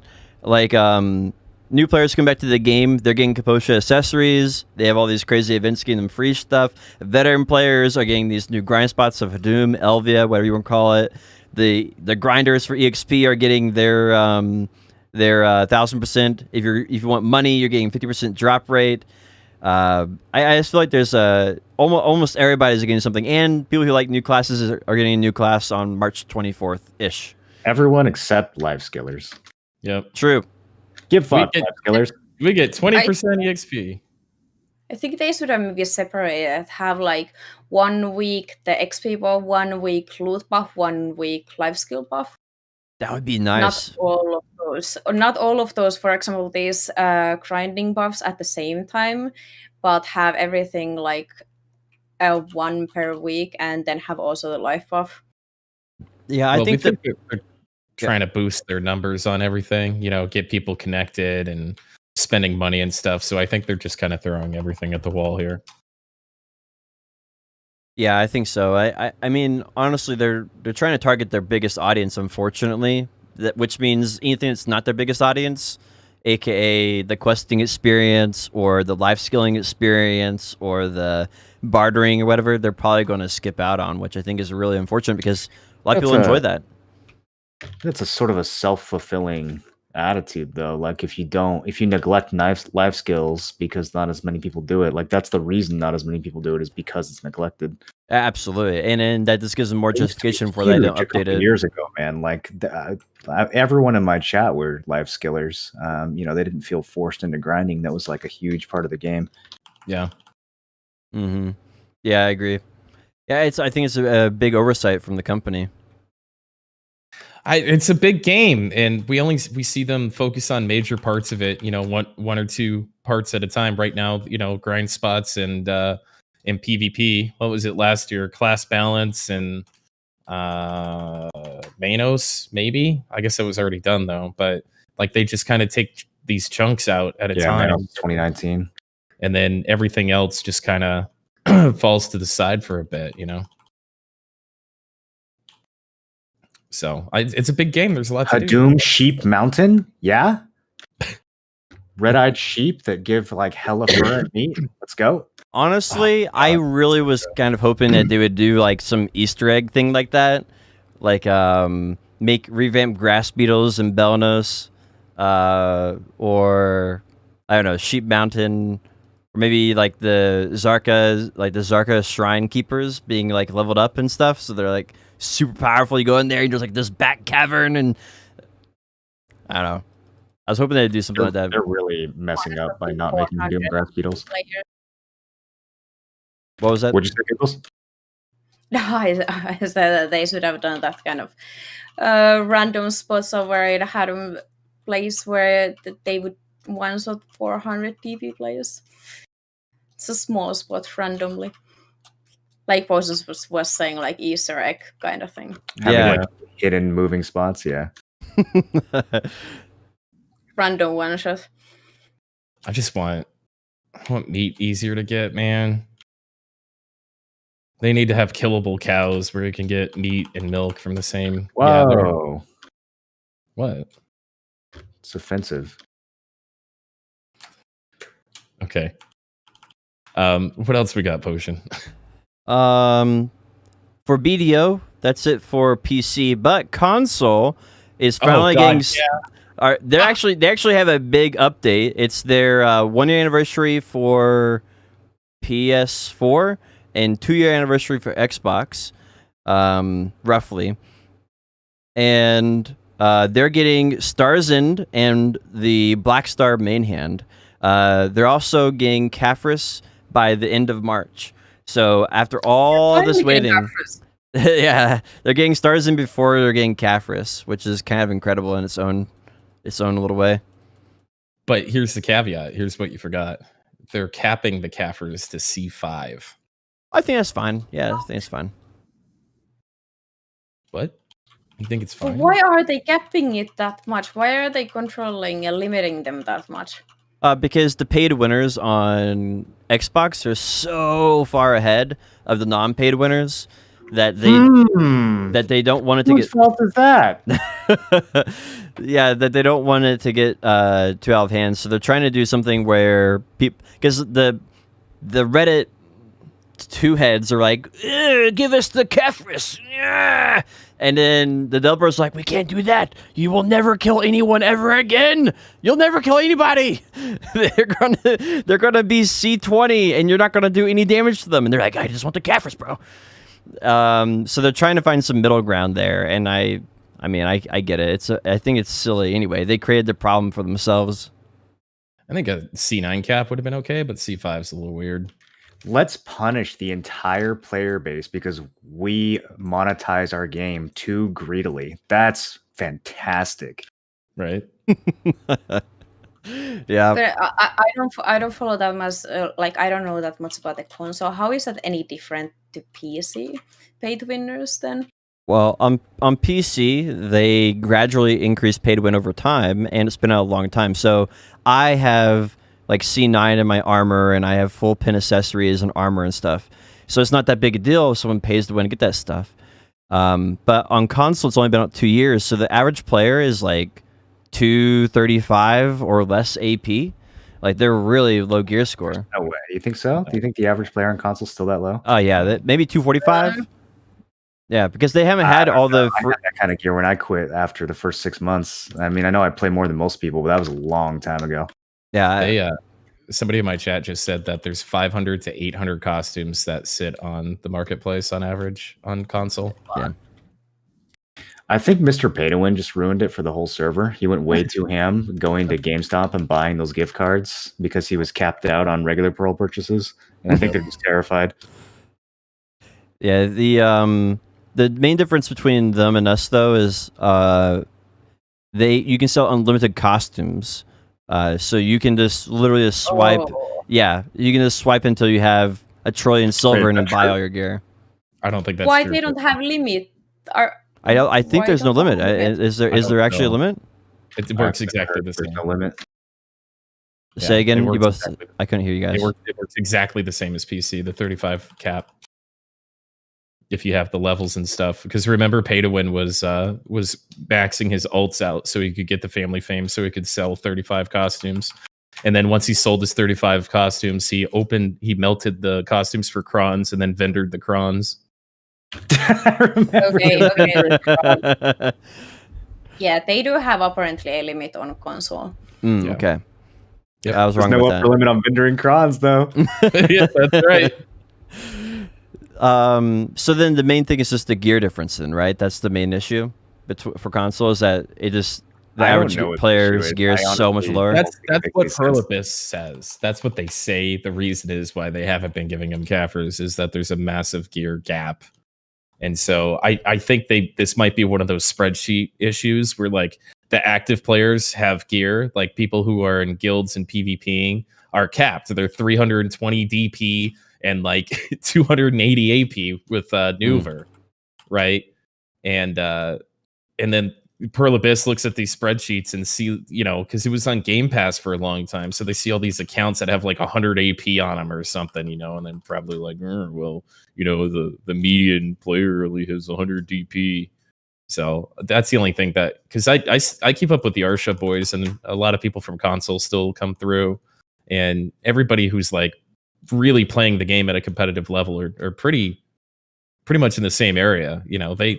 They're playing roughly outside of not having stars in and stuff, the central market and life scaling, and there's a bunch of ways to make good money, and there's a lot of crons on the marketplace. They can get their gear, but not having Caffers, especially in DP, is just, it's weird. And now they got stars in coming out, so I guess they can at least be 340 DP or something, but it's just weird. So I think again they're just looking at metadata that's not really giving them the actual picture of how people play the game. I mean, we had the same issue on PC. I don't know if it was for Caffrus, but maybe 2.5 years ago, there was this time on PC where they were like, well, the cream players are higher in gear. That's why they're getting this content. That's why PC's not getting it, because they're not ready yet. Did they ever say that, or did people just say that? Well, it's the only justification we could come up with out of everything, Well, when they did metadata wrong was saying that witches and wizards are bad and tamers need to be nerfed, because they were looking at the 5 tamers that played that do ult bombs and all the idiot siege ults that go, 2 and 19 defending Valencia Castle, saying, well, these suck wizards are obviously weak, stuff like that. So that's where they've done metadata wrong previously.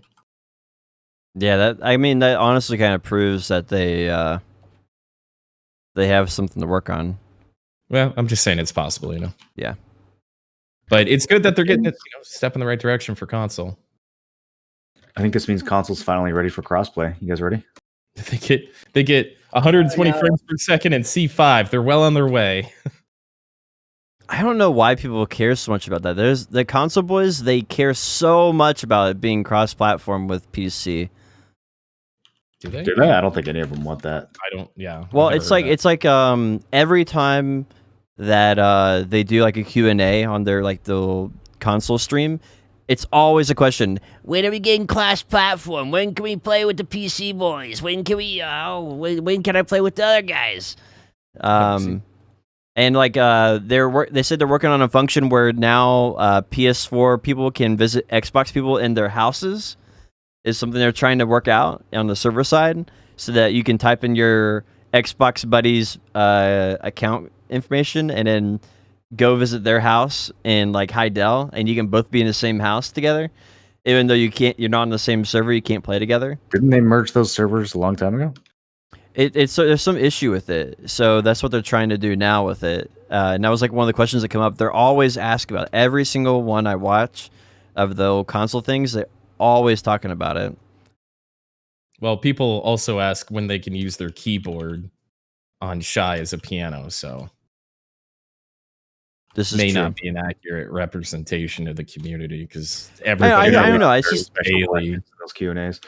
Yeah, Yeah. but I mean, if you look at the gaming as like a whole, it's a buzzword right now. It's sort of like seasons or like battle royale or something like that. It's just a buzzword that people like throwing around and they like knowing what's going on with it.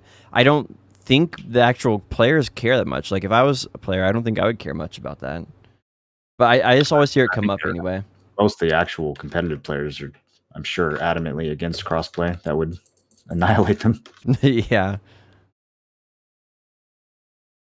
Anyway, that's what's going on with console. Happy that they're finally getting Cafris at the end of before the end of the month, and Starzin and Black Star is coming out. I guess it came out this week, so that's something that they have new. They get Sakurai later in the year too. Oh yeah. Summer. Yep. Oh, that's awesome. So that's it for regular BDO. BDO Global Lab, they continued releasing abilities for new classes, including Shy and Archer are getting a new ability. So the Awakenings are getting all the abilities in Shy and Archer. I hate this so much. It's so like haphazard. Googles, did you say that you're getting a unprotected skill for Lawn? Yeah, it seemed like very unprotected. I'm not 100% sure yet, but it seemed like very unprotected. But Sork's getting a frontal guard, down smash. Striker's getting some sort of protected, hard hitting ability. Like none of this stuff makes sense. I don't like any of this. I don't think Awakening needs another skill. I don't get it. But wait, can we go fast back to the previous section before we move to this? I had one more thing to add to the whole previous section. Sure, yeah. About the Hadum thing. I think now that they added one more accuracy accessory, I think they should really do something for evasion. I think evasion is really getting destroyed by all this. Like even the full pen evasion C9 is not going to anymore work at this point. Do you think a lot of people are going for the accuracy necklace? It's going to be curious to see how high the price gets. They might have even multiple accessories. I don't know. I think that the new accuracy accessories are kind of the solution to evasion being overtuned at high end, right? This is something that's like super debated though right now. I can't get a good sense for like which build people are having more success on in high end. Some people are like adamant DR and some people are adamant evasion. On paper, it still looks like evasion would be way stronger. But for some reason, there's a bunch of people switching to DR. I heard like many people saying that evasion is basically not anymore worth it, that everyone should go to DR by now. The more accuracy accessories they keep adding all the time. It's unreliable because the problem is with evasion is that you get hit 3 times, you could get hit with all 3 of those with evasion, or you could get misses on all that. So sometimes you feel incredibly tanky, while other times you feel you just get blown up. And this is sort of the problem that people are starting to face with evasion at this point, is that it's not consistent enough anymore for them to feel like it's worth using.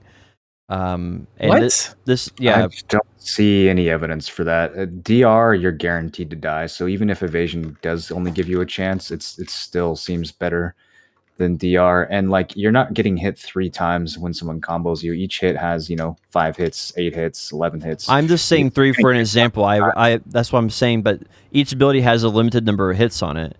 And let's say those could all technically roll as misses or all technically roll as hits. Right. Obviously, generally you get hit by a few or don't get hit by a few, but it's less consistent than DR. I think ultimately DR has a more fundamental problem, which is healing makes it where if DR is you build a full DR build or a full DP build in general, you become unkillable. You're just unkillable because you heal faster than you die, and that you can do that in an evasion Where are build. you getting this from? That's a full DP build, like a full DP shy, or they're not killable. I can absolutely obliterate a full DR shy. A full evasion shy I can't touch. A full DR shy is literally a joke to kill. Yeah, I'm just saying a full DP shy. I don't know about the DP DR one. I've not seen a DR shy. But my point is, like, a DP build has a fundamental issue where it's healing makes it where you become unkillable. And if they have this anti-evasion gear, then basically DR is going to be easy to kill, and evasion is going to be easy to kill, which evens the playing field. But I don't think that's a good thing, because ultimately the problem is healing is too strong, so the floor is really, really high. Does that make sense? No, nothing you said yeah. made anywhere near sense. All right. Not even close. Right now, if you can't one combo somebody, they get up, they run away, they heal back at full HP. How is that different if you can't one combo an evasion player versus not being able to one combo a DR player? Especially in a scenario when DR players are much easier to one combo across the board. I'm talking about the core of the DP problem right now, not necessarily evasion versus DR. Do you want to talk about the evasion versus DR more? Well, that's what you were just. Yes, that's Yeah, well, that's what EU is doing. EU has a huge shifting meta. Hidun is part of it right now, and I don't know who else, but as far as streamers who are pushing it, and a lot of them are changing from evasion to DR and EU, and they're saying this because there's so many anti evasion build stuff. I don't know if it's true or not, but I don't know. I think in both cases you can die. It doesn't really matter. That happens a lot on EU and like in the community itself, what I have noticed. Yeah. It's possible that in EU more people are investing in these accessories. I don't see a huge shift in NA, but I'm also not sieging right now, so I don't know exactly what it looks like at the higher end, but just based on the math behind these two things, I would be very surprised if DR can actually outperform evasion at like the C9 level. I think it depends on the class too, Like, I think I watched even some also like decently big video streamers who were already recommending people to go like endgame DR because evasion was nowadays more shit according to them. It wasn't only Yeah, one. that's the thing that, like, according to the people, I feel like people are just saying this. Like, where's the data to back this up? Yeah, I don't think there is any data for it. That's the whole thing. I don't think that's why I think it's kind of. Yeah, I was just wondering because I don't know about that. I was wondering myself. I haven't done PvP in a long time, like actually properly, and I'm evasion build, so I'm like, am I completely lost right now? Do I need to actually reroll full back to DR? I don't think it. Or what? I don't think it matters until they figure out what they want to do with PvP balance in the long run, because it currently stands with Fallen God on the way. I think everybody's just going to go into the same gear set anyway. It's not going to matter. Okay, so I had somebody who has roughly my gear in my chat go, C9 with I think he has Fallen God too. Playing Guardian level 63, went from evasion to DR, spent the money to swap all the gear out and stuff. And he said he turned it into paper immediately going to DR. And so if that DR breakpoint is there, it's at a higher point than, just kind of like pen C9 armors. Mm-hmm. he said it was deplorable and couldn't wait to get back to evasion. So I think that there's some people out there with a lot of DR. You know, apparently 350 is supposed to be some big DR breakpoint. I think it's possible that you know it's working. You know, especially as people start investing in accuracy a little bit more. But you know, like you were saying a second ago, we are going to kind of get pushed towards the same thing. I would rather keep 700 plus evasion and then just stack sheet DP so I get DR percentages and just do it that way. So that's what I'm doing. The meta changes so fast. So once DR is big meta, then people start moving back to AP accessories. And I'm not going to change my gear, you know, every 3 months or whatever, because that's what the meta is pushing towards. I think it's so interesting the way the meta evolves in this game. It's almost never based on any sort of actual research or testing. It's like literally one person will start to say something and then it just spreads. Yeah. And then it becomes canon. And it's like, well, wait a minute, what changed? Like the only real data that exists out there is Big and Shiny's testing, which shows extremely conclusively that evasion is superior in almost every setting. Now, the new accessories do close that gap. And if you had someone who was literally like has the new necklace and a Turtles belt and ominous rings, yeah, they're gonna fuck up your evasion build. But how many people are going balls deep into the hybrid accuracy build? I don't know hardly anyone who's doing that. One thing I think we have to think about also is that EU, since they have less pay to win, they in general their high people have less AP than NA players. Obviously, you can find exceptions to this, but your average player in EU typically has a little less AP than NA players, which would make a DR build more effective, and it would feel more effective because you're not finding people who have AP, which counters DR. Like mathematically, high AP would counter a high DR build. And so, because NA tends to build more AP, evasion would naturally feel better. And since EU doesn't have as much AP or tends to build more hybrid builds, you would DR would find more favor there. It really only happens when you're like sub-pin armor, though. Like once you're in the C6, C9 range, the amount of additional DR you get is really hard to feel. Yeah, I mean, I think that's true. Yeah. I don't know. I'm with you guys on the evasion being better for PvP. For PvP, evasion is better. For PvE, killing monsters, they are the exact same. I had an evasion build. I sold all my evasion build. I bought all DR. I went to Sakurai with both sets of gear. They're the exact same tankiness. The only difference for them, in at least Sakurai, is the accuracy you get on Bed's gloves. Now, different grinds. I heard that they work at Olin Valley and Asforest. Yeah, at different grind spots, there's different results because some grind spots are more evasion based, where you need more accuracy to fight the mobs, and others are more some have higher accuracy, some have higher AP. So, in Sakurai in particular, it doesn't matter which set, but you have to also remember if mobs are higher level than you, they have a higher hit rate on you. So if the mobs are 65 and you're 63, they're going to hit you more often, and they're going to avoid more of your evasion. So your evasion build's not going to feel as good, and vice versa. This is the same thing we had happen in Valencia with Pilaku. People didn't realize that Pilaku had very, very high evasion, and so you actually building more accuracy there was more important than building AP if you were just wanting to grind Pilaku. And for Olin Valley and Ash Forest, it's building evasion is really, really important because that's what the grind spot demands based on how it's balanced. That's true. Yep. It just depends on the grind spot. For Sakurai in particular, it doesn't matter. For other grind spots, it does or doesn't. This depends. In Sakurai, I actually personally did feel big difference when I went from like that Urukons to Penmuskans and a lot higher DP and DR brackets. I took so much more damage with evasion build when I swapped that Urukons to Penmuskans. Yeah. Yeah. But I'm a long, so I don't have a lot of iframes or such. And just to clarify what build I'm talking about for evasion, I'm talking about a full set of helmet, heave helmet, Muskins, and Libra gloves, because Libra gloves are way more tanky than Bed's gloves, and Urgons are more tanky than Muskins in general, just based on the stats and how they're balanced. So the only build I haven't tested is what would it be if you had Libras and Urgons? Is that the best of both worlds? I'm not really sure how that works out tankiness-wise, stats-wise.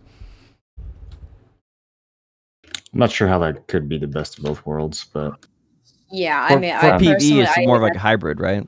So you'd be good at some spots and you'd be kind of more even.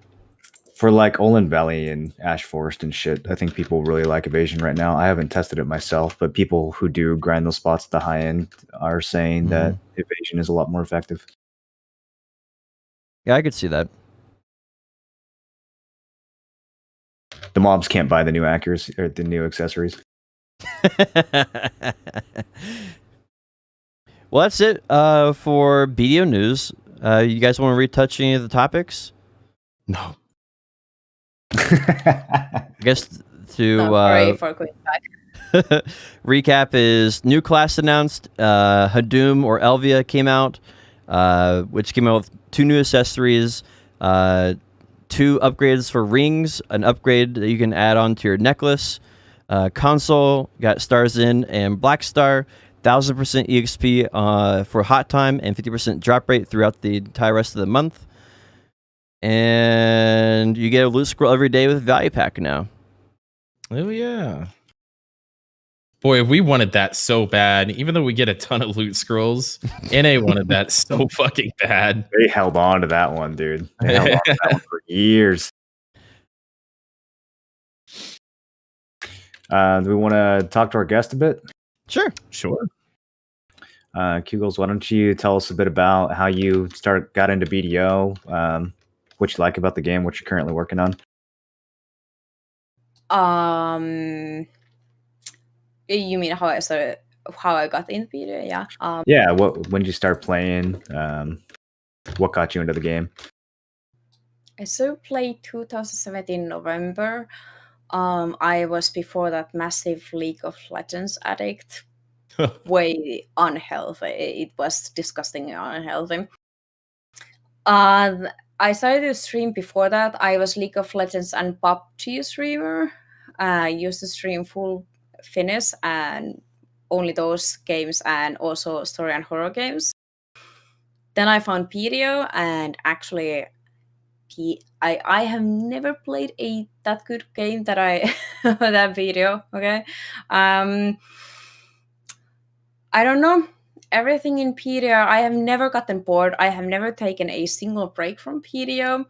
Wow. I love the enhancing mechanics.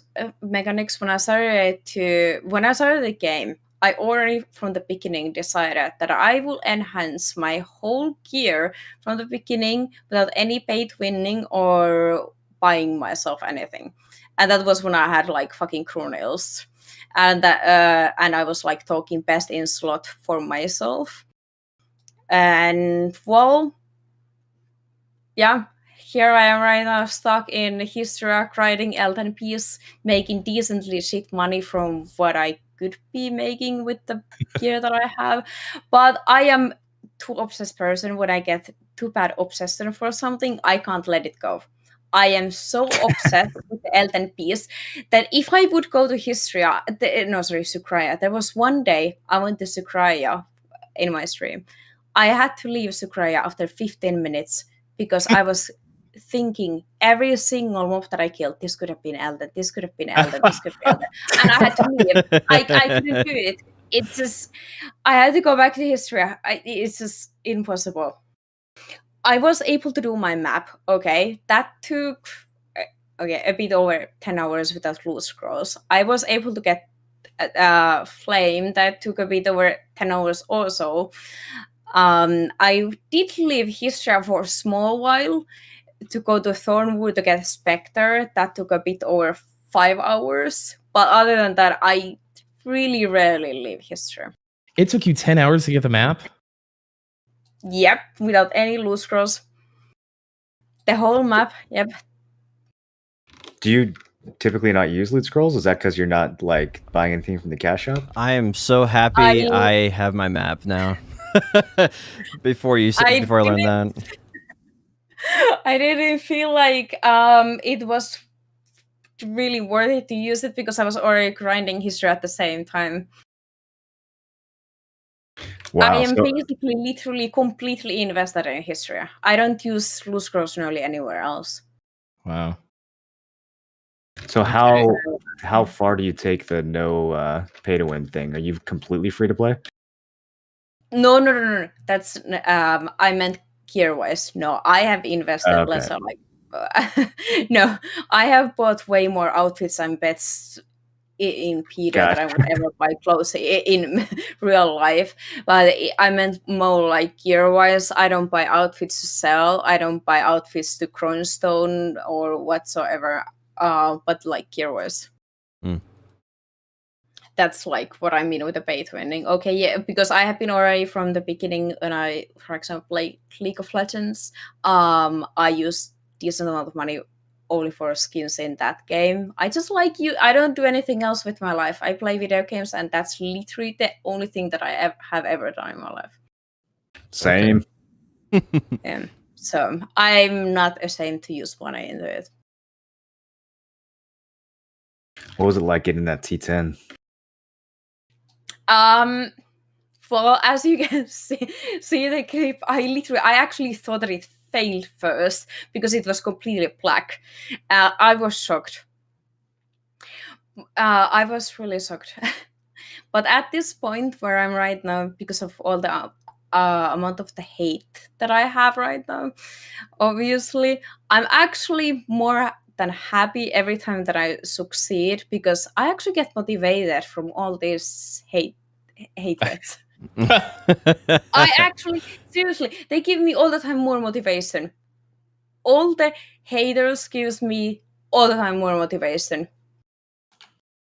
I am at this point in my enhancing, for example, that when I'm clicking something, when I'm clicking it, I hope that I will succeed only to see the PDO community hatreds to burn in their hatred.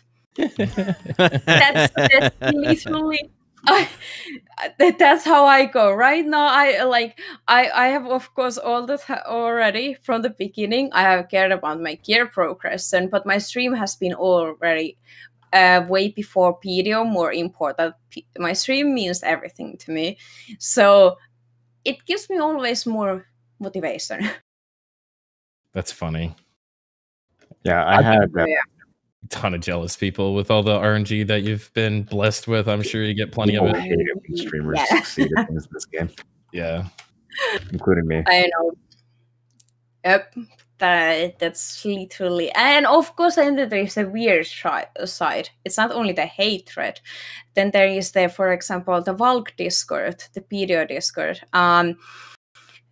There are those who make templates of me, for example, PDO characters. Then there is a lot of people who opens my Instagram when enhancing or my Twitter, or they put my photos as wallpapers, or they print my photos. Actually, literally fucking print out. Does it work though? They actually stop me in PDO literally daily, and they tell me that I'm the real RNG god, and I just tapped a Ben Layton.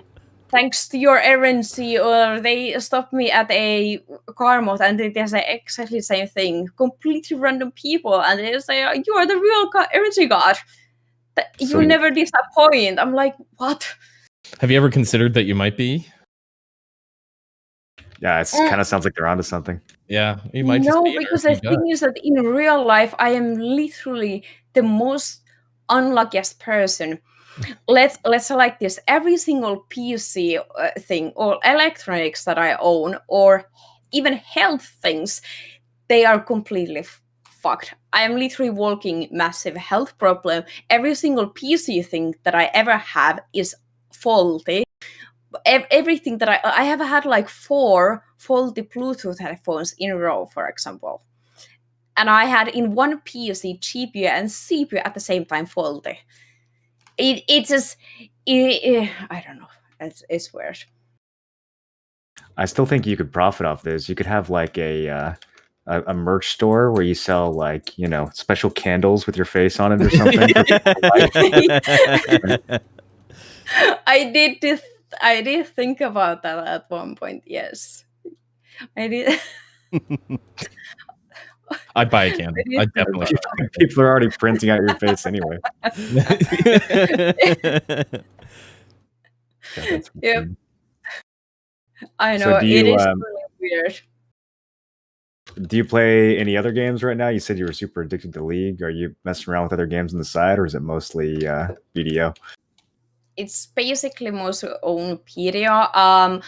I was actually waiting I would say 8 years for Cyberpunk when it got first announced. I think 2012 or 2013. I was waiting for it literally the same second.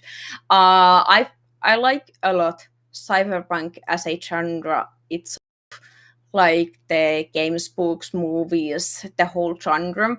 Mhm. And the disappointing part was that when it got released, I was finally so close to be able to start to do my actual like proper Twitch partner applications, and playing any other game than PDO will destroy that.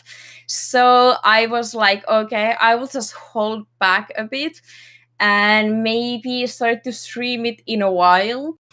And the more I kept holding it back and just playing Peter, it just started to eat me. So I started to play it off stream. It was really difficult for me. It took months and months and months, but I'm playing right now Cyberpunk off stream. I like Doom a lot. I like Resident Evils. I like a lot horror games. I like Soma. Like horror games and mini story games, they're my favorite. And Peter. It might pay off postponing Cyberpunk. They might actually fix it if you wait long enough. Yeah. Are you?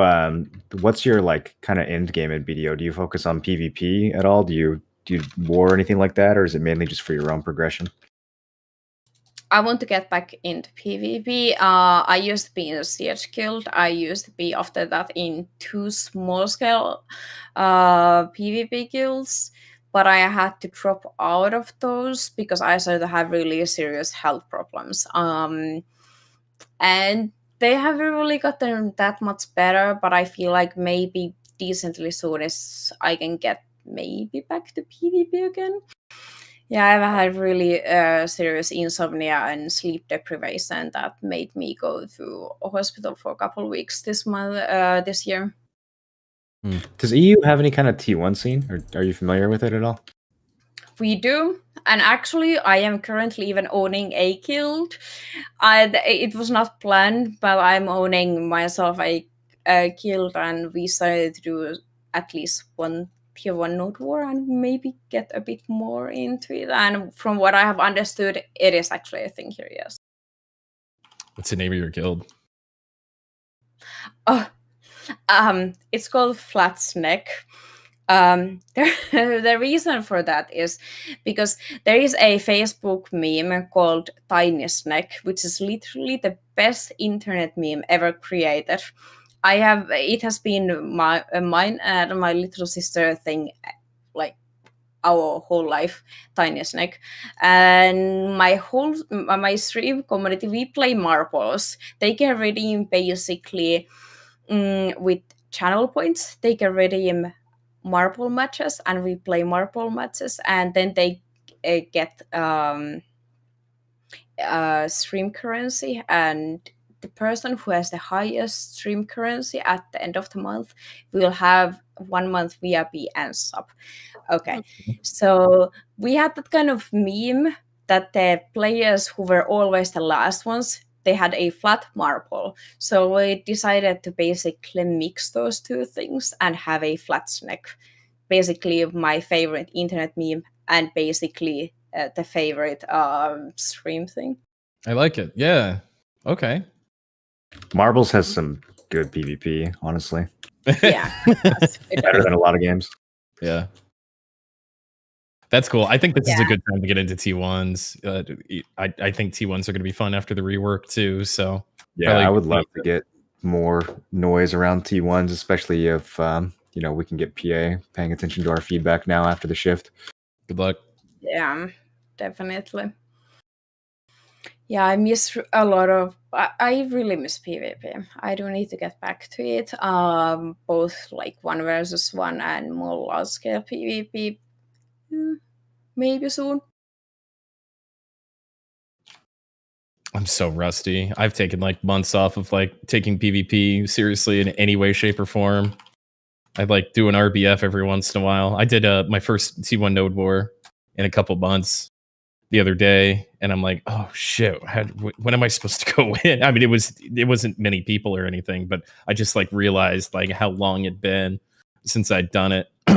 So it's a good time to get the rust off. We got a juicy fight today. Are you coming to that one? Might be able to. We'll see. I'm not sure what my plans are here later.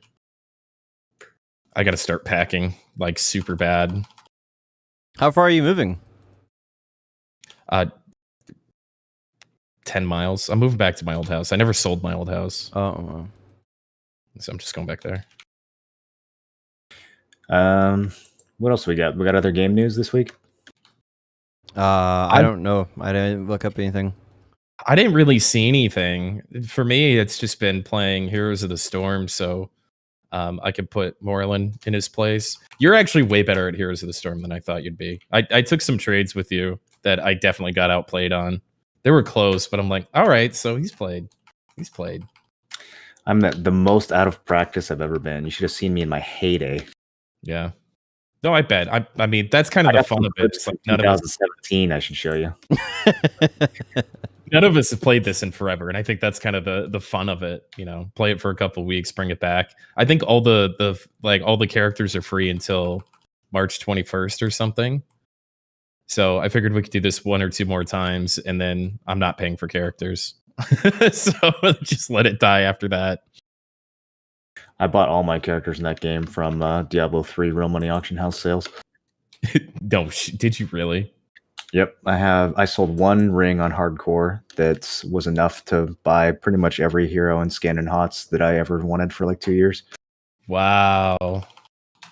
Dang. That's funny because that was such a massive failure. Well, it's just People paid a lot for that hardcore gear. yeah. It was very successful, like monetization wise, but very bad PR wise. I mean, you can make a lot of money if you knew how to play Diablo on there. I knew somebody who was making like $10,000 a month with the Diablo auction house. Just him and his buddy would do like hardcore carries on this one little boss no one else had the gear to do, and he'd just get the item over and over again to sell people the base item on it. I was kind of sad when they got rid of it. Oh yeah, they did the Blizzard Entertainment online Fiesta thing. I don't know what it's called. What's it called? BlizzCon? Yeah, That's what it's yeah, that's the No, one. it's about That's Entertainment Fiesta thing. That's what it's called. Fiesta now. Yeah. Fiesta. Yeah, they did BlizzCon and they talked about a new class. They had a new trailer for Diablo 4 to show off. They just had a whole bunch of announcements about things that they want to announce in the future. I'm trying to think what else. I think Diablo Immortal's coming out like really soon. It's coming out like very, very soon. About time. I need a new phone game. Yeah. Yeah, I could play that for a little bit. It actually looks pretty good. I mean, it looks like Diablo 3 on the phone, which, I mean, that's basically what I would expect. Looks pretty decent. Is it on the phone? Yeah. Yeah. The Diablo 2 rework is on the phone? No, he's talking about Diablo Immortal. You're thinking of Diablo Oh. Resurrected. Yeah. So they're doing Diablo Immortal, which is a phone game, Yes. and then they're doing Diablo 4, and they're doing Diablo 2 remake. Yeah, they're doing Diablo 4. Yeah, Diablo 2 remake is probably the highlight. Everybody's excited for that. It actually looks, if you look at the graphics on it, the graphics of Diablo 2 remastered of the spell effects look better than Diablo 4's. Now, Diablo 4 is obviously a work in progress, but the lighting effects and everything look way better in it, which people did like side-by-side comparisons. They have a lot on the line after botching the Warcraft 3 remaster, so they have to knock D2 out of the park. Well, I think they just got Diablo 4 out of the ground after Diablo Immortal got made fun of. What's wrong? You guys don't have phones? Remember all that? They had to come out with Diablo 4 like straight away after that. Everybody was super disappointed. So yeah, I that's definitely kind of came out of nowhere. I think they're really early on development with Diablo 4, and I'm not sure if they have like real good inspiration or direction, which I mean, Blizzard's been lacking for 5 to 7 years on anyway. For Diablo 4, they've been doing quarterly updates with the player base, and then so every time they do something that's stupid, the player base is like, "What are you doing? You an idiot?" And then they go back and try to work on it. They're making surprisingly good changes to TBC though. They brought in the lady who's doing like the progressive servers for EverQuest, and apparently she's actually a gamer because the changes they're making on WoW Classic and TBC are like actually smart. They're not ruining the game. I'm super forward to that. The what's it called? When's that come out? When's the new update for World of Warcraft thing? When's it drop? We don't know. Next couple months, probably. May or something. When it's ready, it's ready. Say hello. What was that? Turtle came to say hello. Ozzy left. Never mind. Bye. It's my cat's name. Turtle. How many cats do you have? I have 2 cats. Oh, that's fun. And they hang out with you while you're streaming? Yeah, they do. Especially Turtle. Every time I start to stream, she literally runs to me. I think it's because I'm talking, and only time when they're on my desk is when I'm streaming. They're sleeping right next to me or on me. They are not otherwise on my desk because I feel like they like me talking. Otherwise, I don't talk. Yeah, anytime I start talking, they come right in the room and start like laying on my lap. I've got a little, Yeah, exactly. just a very small little black cat. I always wear a black shirt when I stream, so she like lays on me. You can almost never see her, but No. she walks in. Do you have any picture of that cat? Do I have what? Do you have any picture of that cat? Oh, here's my other one. Oh, this is my big fat guy. Oh, I'm gonna die. no. It's alright, I'm a guardian. Everything's fine. So cute. Yeah, he's a good boy. I've got 2 from the same litter, and it's super fun having cats from the same litter. Oh, I can completely understand. Mine are completely different litter, and one is like 3 years old, other one is 7 years old. So they're like complete different age, and they're literally the best friends. I have never seen. Oh, Turtle came back, Moi. Yep. Okay. We just got my son guinea pigs. And those are surprisingly cute. They're really smart. I'm not a big fan of rodents in general. I'm just kind of like, you got weird red eyes. But they're really affectionate. They've got really good like facial recognition. And so like when I go to feed them, they make the cutest sounds. They purr. I didn't know they purred. If you pet them, they start purring. Yeah. Guinea pigs actually purr. Sometimes that means they're mad. They have different types of purrs. You got to be careful. Well, when you're feeding and petting them, I doubt they're mad. I mean, they just sit there and they just kind of might think you're competing for food. Okay. All right. Well, they make really happy chirps too. They're pretty cute. So I've been happy with that. It sucks cleaning that freaking cage thing out, but I know I have owned like 10 rats at the same time. Yeah, we were gonna get rats, but I'm like, it's a little. I don't want to do a full rat. And then we found rats are way more social. Rats can actually be like complete friends with cats. I know, but I just couldn't do it. We found somebody who couldn't keep their guinea pigs, so I just went and grabbed them. Oh yeah, I can understand. A pet store, you know. So yeah. Anyway. Yeah, I don't have too much for other games this week. I guess ESO got some big update, but I don't think anyone here really cares about that. And tomorrow night, again, I think, is Super going to stay up late again, or are you going to find somebody else? I don't know. We might have to sub someone else. We'll see if he's going to be up. It's gonna be about the same time. My buddy gets off work about 8:39, so it'll be about the same time. But so You what's looking going on? forward to leveling WoW Classic with us? Yeah, I'm going to. I'm gonna stick with just Tim Allen Tank, I think, for a name. We had like a 2-hour drunk Tim Allen naming session last night It was pretty funny. for his Taran Druid. Just every milk and beef pun we could imagine.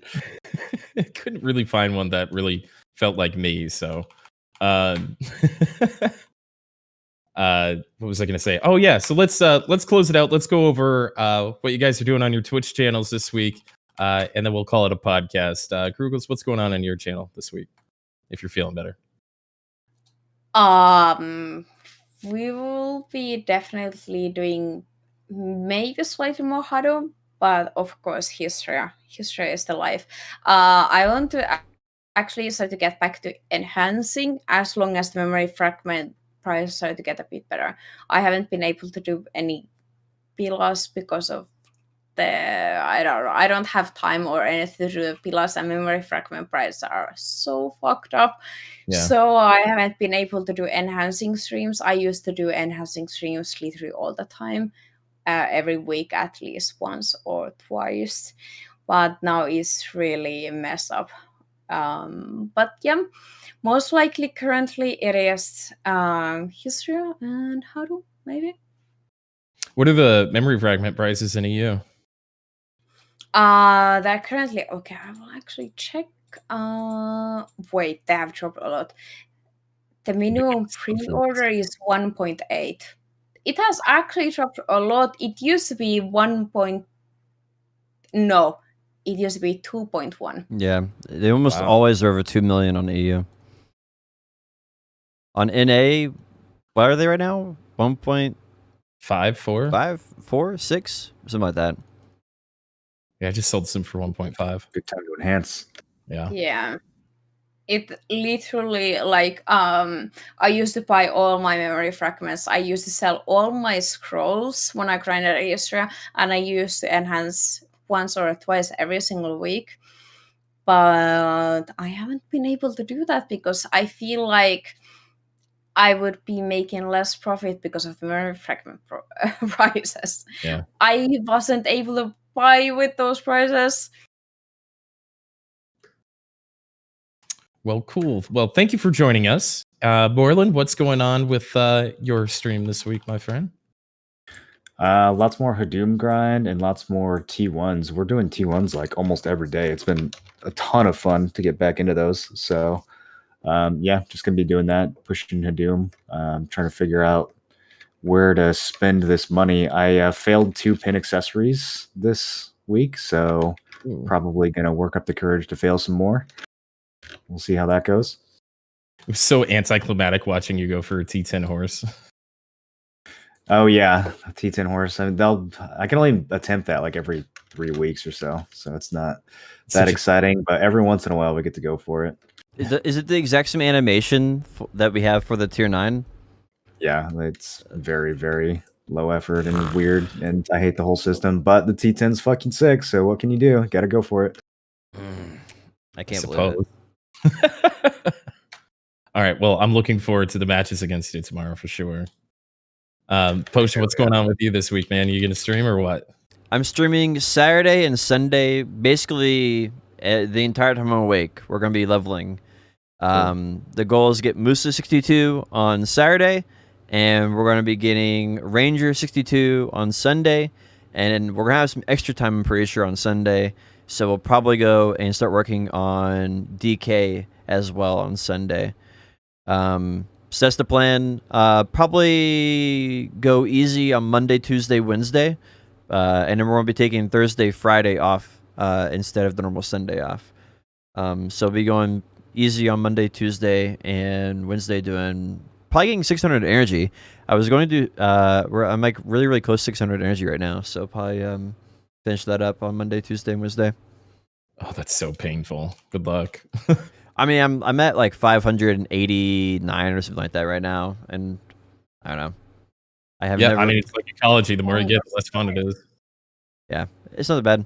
I did like 28 the other day, just during my long stream. Did in like 10 hours. So I never did any of the journals. So I just went through and did the adventure journals, and it was easy. So Yeah, I was re-listening to the podcast and realizing that you've been doing some like Agris and HP journals. Like you never did any of that stuff. I was surprised. yeah, I don't know. But I'm been bored. I don't really feel like grinding for gear right now. It's not exciting for me. Hadoom, maybe I might grind a little Hadoom. We'll see. Yeah, you definitely should, man. I think you'll enjoy it. Cool. Well, for me, I got to move, but I'm going to be streaming Saturday, late afternoon into the evening to play some Heroes of the Storm with Moreland and his friends again. That'll probably start about 9. I'm probably going to stream the Node War tonight since we have a banger. I'll stay up and do that with you, Moreland. That sounds like fun, too, with the Null boys, best skilled in the world. Currently not recruiting. Sorry, closed doors. Must be part of the group to get invited to the group. But I'm going to be moving on Monday, and I have no idea when I'm going to get internet. So I don't know what my stream's going to be like. So bear with me, guys. Hang out in the Discord, though. I'm always super active on the Discord if you guys want to chat about other games and stuff. And Star Wars Galaxies, I'm just a couple months away from getting Jedi. I'm super excited for that. But on behalf of Krugel's Tim Allen, Krugel's Moreland and Potion Shop, I'm Tim Allen. Thank you for listening. Catch us on Fridays. That's 3 p.m. Eastern, 12 p.m. Pacific. Potion Shop's YouTube and Spotify. Have an excellent week, and we'll see you next week.